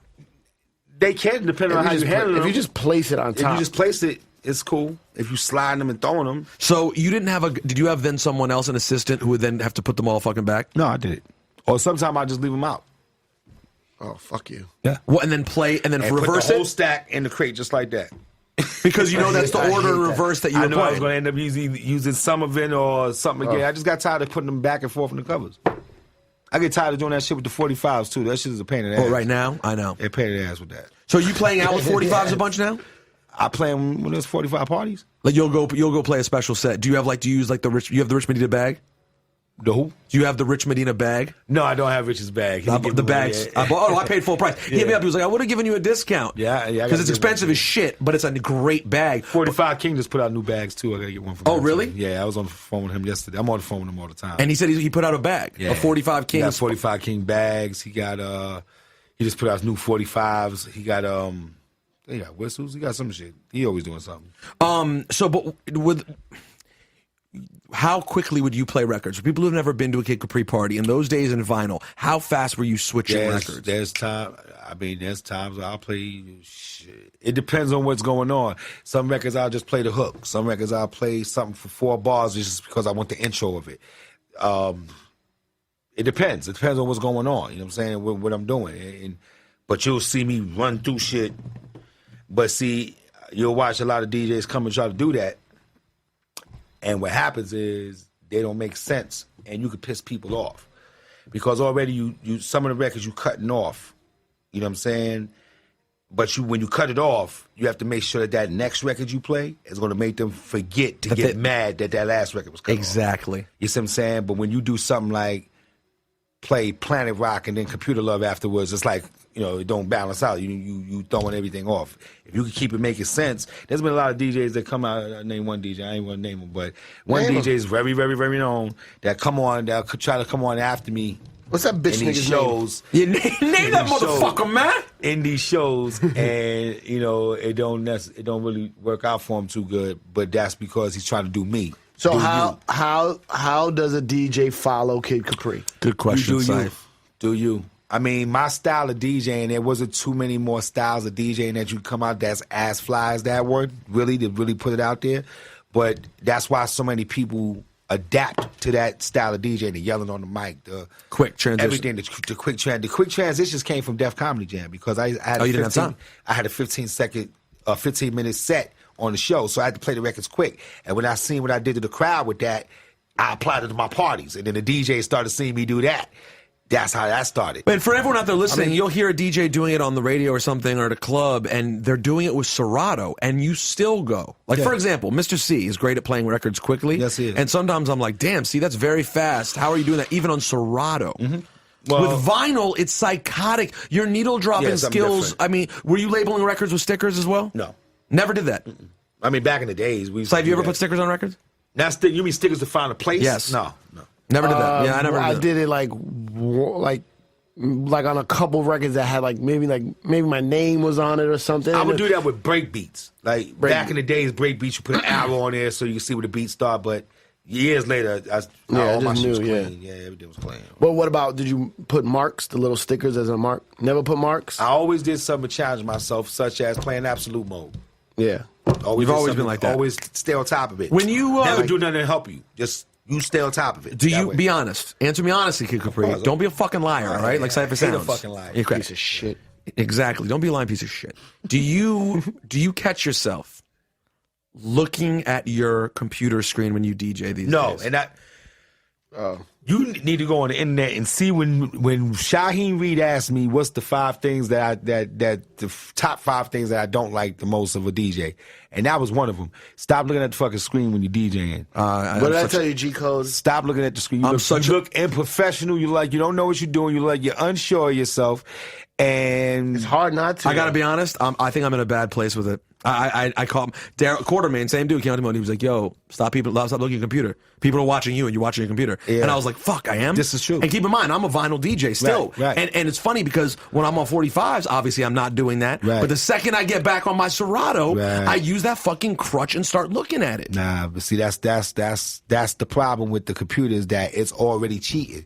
You can't use all the trickery with it because what's going to happen is you'll get caught up in that. Like, you want to stay as pure as possible. What do you mean by cheating? That's why the CDJ thing is cool for whoever uses it. I'm not knocking it, but it's just, to me, I can't do it, man. I need to touch a needle. I got to touch a needle, drop a needle on the record. I got to do that. I agree, Kid Capri. I personally think, in my opinion, a man who would choose to use a CDJ over a turntable, that's a bitch-ass motherfucker right there. That's the kind of man you can't fuck with. This guy fucking loves CDJ. I had a chat with myself years ago, and it was like, my skill comes from entertaining the crowd. They don't know what medium I'm using. They don't give a shit. They don't care. And I still, to this day, will go on and practice on turntables. But I did a party with Biz. I know it's not gonna go back though. I did a party with Biz, and he was using iPads. Shit. He had 2 iPads and a little mixer. It makes no difference. If you're good, how was it? I can't do it. But was it, that's Biz. He can get away with it. It's Biz, But But it's I couldn't do music it. I gotta selection. keep it. Biz as is a different organic. kind of DJ also. He's People different. aren't there to hear Biz's light hands on the records. That's Right. not what Biz Markie does. But I am definitely in a bad place. If you told me to DJ, I did. Serato, I tried to. I did it though. Oh no, you did vinyl Serato, fine. Yeah, but because your needles were on there. I don't even know if I have needles in my DJ bag. I need new needles. What are your favorite needles for both Serato and vinyl? You The have one that you like? 44s now. The Shure? Yeah, the Shure 44s now. I mean, for years I always used the Ortofon. I put Ortofon on, as a matter of fact, with Def Comedy really? Jam. Yeah. So I still use the blue Ortofons for vinyl and Serato. Yeah, Do you the blue prefer ones the are- Shure 44s? Now I do. Now I do. For both 45s and... Yeah, now I do. Well, I've been using the Ortofons up to now, but I just started recently using the 44s a lot. Do you have And I also have these needles that I got in Japan that they gave me that's not over here. They look like Ortofons, but they're not. You can punch them shits and they won't jump. Really? Yeah. Now, do you use I noticed the other day when Breakbeat Lou was at my party, Who is Breakbeat Lou again? he was the DJ. No, I know, but like, who where's is he he? from? Yeah, I don't know. You know Breakbeat Lou's history? I don't know his history, but he's a Bronx legend. Yeah, he's a Bronx 45 DJ. Like, he didn't always play 45s, actually. He said it came around to them he always bought them. He didn't start spinning them, though, I think, till like the late 90s. But he's just a breakbeat dude and has every fucking record ever, or a lot of them. I think he had like the little grippy slip mats for his 45s. Yeah. You have that? Nah. You put your hands on the 45s? Yeah. Yo, Max. Me too. On some reggae shit. Max got these. It's the fucking dopest shit ever. Please tell me right now. Why haven't you told me It's this some yet? 70s Why haven't shit. you told me I don't know this why. yet? It's a 12-inch platter. Yeah, that you put the 45 in. And there's a 45 groove groove in the you middle. put in the middle, yeah. And it already has the 45 adapter in it. And you put the 45 in the middle. Yeah. And it has a Seen little that. section to hold it, but you still scratch the outside 12-inch platter. Now, what we used to do back in the day You used to tape it. Tape it to a 45, take it to the 12 album. inch, yeah. Or to a 12 inch. Yeah, tape the 45. Right. so you Flex get told me spin that. it. Flex said the only interest he ever had in 45s was like, if I had to use one, I would tape it to a 12 Tape inch. it to a That's 12 it. inch. So, Ciph, but this platter, when you touch the record, it holds it in place. It's like it's connected. It's definitely like some kind of rubber or felt grip where the 45 is. Yeah. And then you touch the outside platter. The platter just forgot looks what like the hell it looks it like a is. Serato vinyl. And you don't kinda. have those though? No, I don't have No, them. that's some 70s shit. Yo. I need No, that. but they still selling those. I think they sell them. brought them back. Yeah, they kinda, brought- but yeah. Max has like these, like the packaging Spinner got looks. those. Scratch got those. Yeah. Kenny Dope got those. Is it helpful? You think it'll be helpful? Yeah, it is. Because Max is, reggae DJs is on 45 way Always. before all this new craze. Of course, yeah. He's always had to play. So he's laughing like 45s. Yeah, What the fuck are you doing? I've been on this. What's your favorite mixer these days? I like Say it. Say the right one. Come on. the 900 is dope. Pioneer. The 800 is dope. I like the Pioneer mixes. Oh, you're Pioneers. I'm fully now in love with my Rain 62. The Rain, I don't like that. Too many buttons, man. I don't like that, man. I don't like no mixes that look like a disco. It's too much shit on it. Yeah, You listen, don't need I- all that shit on it. I agree. It's too much shit It on looks it. psychotic. Yeah, I totally you don't agree. need all that shit. It's like, But I will tell you, and you're right. Listen, the Pioneer basically I have a does it. 57, but the 57 is plain. It's very clean. It's very plain. That's what I like. I don't But need when all that you get shit. when you get That's what I have in the house. Yeah. But when you get very comfortable with the 62, it has a few things. The ability, for example, when I do my radio show, the ability to go back and forth with the keypads between cue points and drops, like how easy it is to bounce back and forth in both. Yeah, for those And then days, to put effects on my drops, I echo out on my Yeah, but drops. that's- Like there's a lot of fun shit you can do. That's dope when you're doing radio, or if you're doing But you want something for in your house. basic But thing- for when you need to stomp shit on stage, you don't need all that shit. No, It gets in the way. all I really need on stage, what I really would want is if they would take everything out and leave the following. Yeah. The ability to put echo on anything. Right. I need echo No for question. everything. No question. Especially when you're playing fucking 45s. You have a nasty one that skips. Right. And you can have a little echo to fade out of something, get a little bit of help. I think that's great. And for your voice, of course. I need that. That's what I need it for. And if you can have something that can trigger sound effects, that's ideal. I would love to have that. Yeah. That's Cue It. You know what Cue It is? Yeah. Cue It is I dope forgot for about that. Q. I You haven't still used use Q in a Q? long time. I still have it. Never even used my it. man Yo. Vince. My man Vince, yeah, of course, yeah. Vince from Tommy Boy. Yeah. Now, What about have you ever used any of these like new controllers? No. You don't fuck I with don't any of use those? None of that shit. I don't do none of that Sipes shit. got- Sipes got the controllers What on happens everything. when you have to though? I never have to. Why do I have to? Turntables. What if they die? How? How? How many turntables do you have, Capri? 4 pair. 8 total? All working? Look at you with your math skills. 4 pairs. And I got two little, Like, I got what's two that? little Yeah, 45 turntables. 8 some? Whoa. What do you Two mean? little 45. What are they? 3 as a matter of fact. What are they? They like ones you can actually play with, or are they just to play records? Yeah, play them. Cut them, scratch them. What company? Newmark. Newmark makes a little 45 turntable? Crazy, too. Are they good? Yeah, they dope. But you got to see this shit's biz. I've seen them. I put them on, of course. Are those real? We're trying to figure out I if saw they're them. real. I told you I saw them. Biz got The technique was. The nasty. 1200. It's the craziest shit I've ever seen. But nasty. How does he get that? Is it fake? Because he's a big fucking kid. That's why he gets whatever he want. That's why Someone made. I know. He gets whatever he want. He'd be like that forever. I went and saw it, Ciph, when he did the This shit is crazy, when he did the man. Bowery the 45 party. I went. I saw it. I was like, I would have robbed him for them I know. joints. It's Beat them the shits greatest. so hard. I know. I wouldn't even use them shits. I just They're look at so them. fucking tight. Hey, crazy. how are the chicks at these 45 parties you do? How are the Dope. chicks? Yo, when I did the Red Bull joint, the Red Bull 45 joint, Different. bad chicks walking Yeah, up. Red Yo, Bull's different. Do you have this 45? Can you play? Chicks was walking up to me, giving me 45s to play. Was because what they were doing. They were in the back of the club. They would have record dealers, 45 record dealers. They'll bring all their records and shit out there. And you can so buy girls shit would bring you a Girls would bring the 45s, go back there, buy a 45, they bring it to me, play it.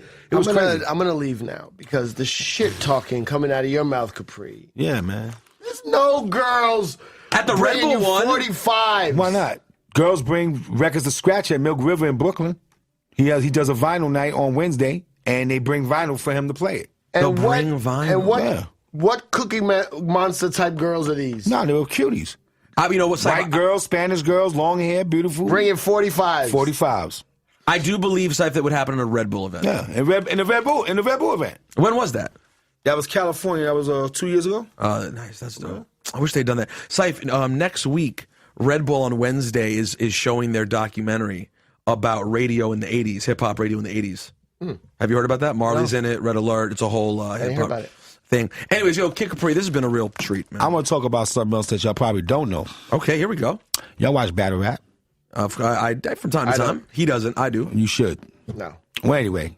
Don't bother with him. Anyway, the stigma of battle rap was battle rappers can't make good records. That's been the stigma for the longest. So what I did was I made a new album called Top Tier. I took all the top battle rappers and produced them, and this album is dope. This shit is dope. When I y'all love you hear dearly, it, Kid Capri. And you're when not you listening to hear his it- album? when you hear it, it ain't no battle rappers. That's not what you're gonna hear. It's a battle rapper album. It's a battle rapper album. It's not a battle rap album. So who's on it? Loaded Lux, Daylight, Swave Sever, shit, John the Don, Chilla Jones, Miss Hustle. Were you a fan of battle rap? You sit I've been around. a fan since battle rap started from back in the days. But now this you've liked era, this era, too. I started watching battle rap in 06, and I went and got Loaded Lux. I'm sitting in my house. I'm saying, why ain't this shit on television? This shit is so entertaining. that part. Why it's not on television? So I went and got Loaded Lux and told Lux I want to bring it to HBO. So we shot this thing. I went and got Big Daddy Kane, Rakim, and KRS to be my judges. They judged the thing for me. We did this big day, did the battle rap joint, and the shit came out dope. And we was going to put it out. Some things happened with me and Lux that prevented it. But I stayed with the battle rap, stayed watching it, stayed on them, stayed a fan of it, supported it, everything. And then one day I just said, you know what? I was in Miami, in my crib in Miami, and I said, you know what? I'm just going to do an album on battle rappers. Nobody else do it. Everybody keeps saying that they can't make records. I'm going to prove everybody wrong. And that's what I did. Can you send me a record or two? Can I hear Yeah, this? I got the records with me. I got the... Ciph? You all right? No, I fell asleep for a second.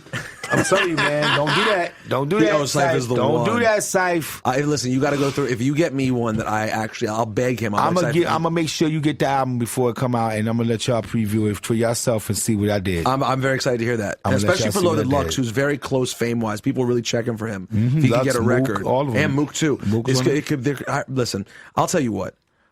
I think I cannot believe the right producer hasn't come along to figure that out for television. Because they have that stigma, and the thing about it is Stop that punching each other in the face every 6 months. the thing about it is that some of the best battle rappers came out. Eminem's a battle rapper. Yep. KRS is a battle rapper. Meek Miller's a battle rapper. Yep. Yes. They just Love needed Meek Mill. somebody. They needed somebody to say, with direction, to say, do it like this, lean on the joint like this, rhyme on this type of joint, and direct them.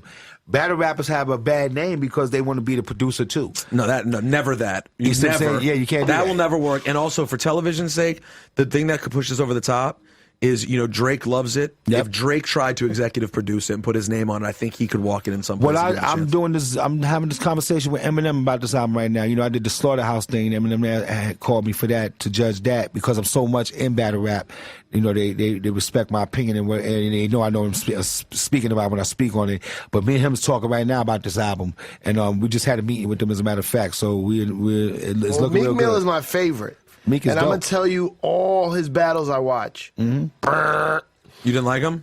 I don't watch him. Cipha only needs to hear beats. Cipha doesn't listen to words. Yeah. Just so you know. Yeah. I'm not listening to your words. See? Exactly. He faded out. Hey, Kid Capri, this has been a real pleasure. It's an honor. You're one of the greatest to ever do it. We appreciate you coming and sharing these stories. Appreciate you man. having me, man. Every time, man. Every time. I respect what y'all do. Y'all some funny motherfuckers, too. Whoa. That's crazy. Hold on. Kid Capri on BLS. Wow. Underrated record, by the way. Where I first heard Scenario.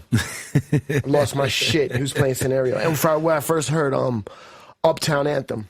By the way, 91 had there were a few joints. But let me say that Night Shift you right can there. smoke a split. Yeah. You can smoke a split. You can smoke a split.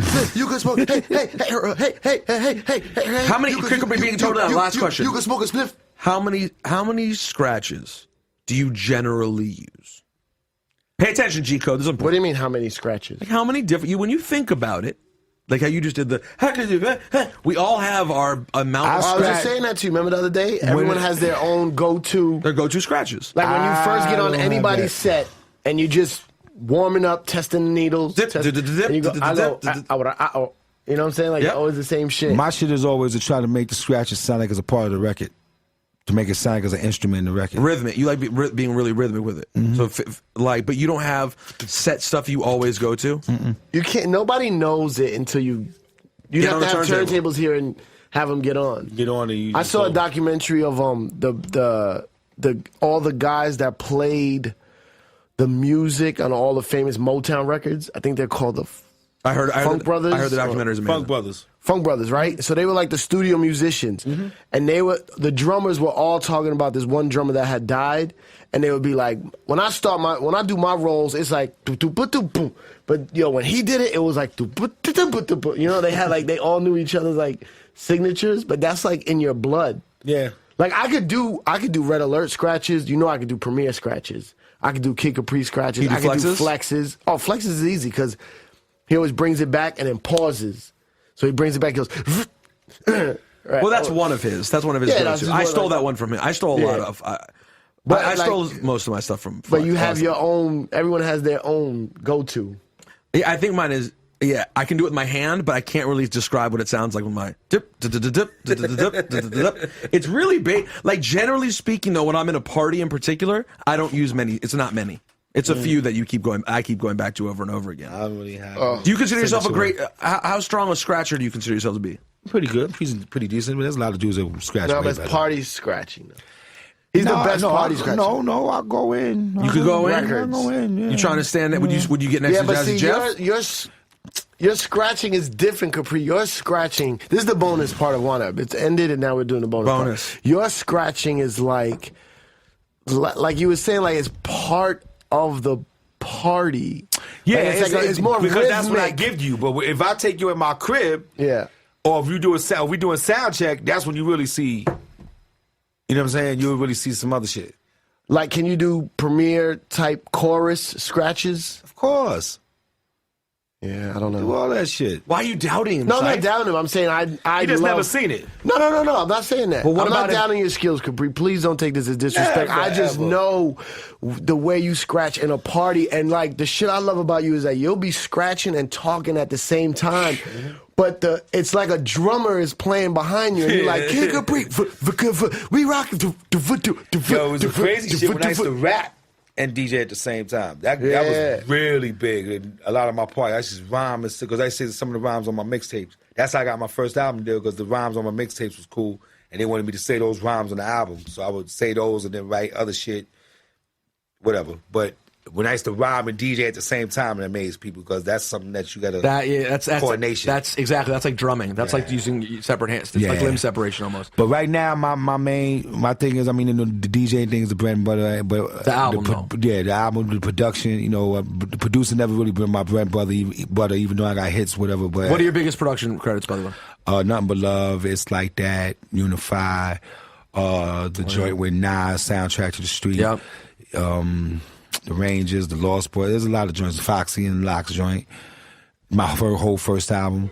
But this album right here, I got a chance to really do what I want to do. Were you Sporty Thieves too? Who? Did you bring out Sporty Thieves?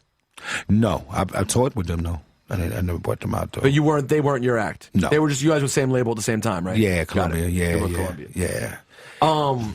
Yo, hey, listen. Thank you. I love y'all, man. It's an honor and a pleasure. Zach, we gotta do a comedy show together. Please. That'd be real dope. Yeah, y'all are stupid. Because I was thinking about doing it anyway, a comedy tour. Everybody kept asking me about doing comedy shows. Listen, I'm not on the radio anymore. My wife got that baby thing out of her, so now I can fucking hit the road. You mean your baby. child? Yeah, my child. It's out. When it was inside, she was like, "Oh, it's around. Stay around." But it's out now. It's safe. It's chilling.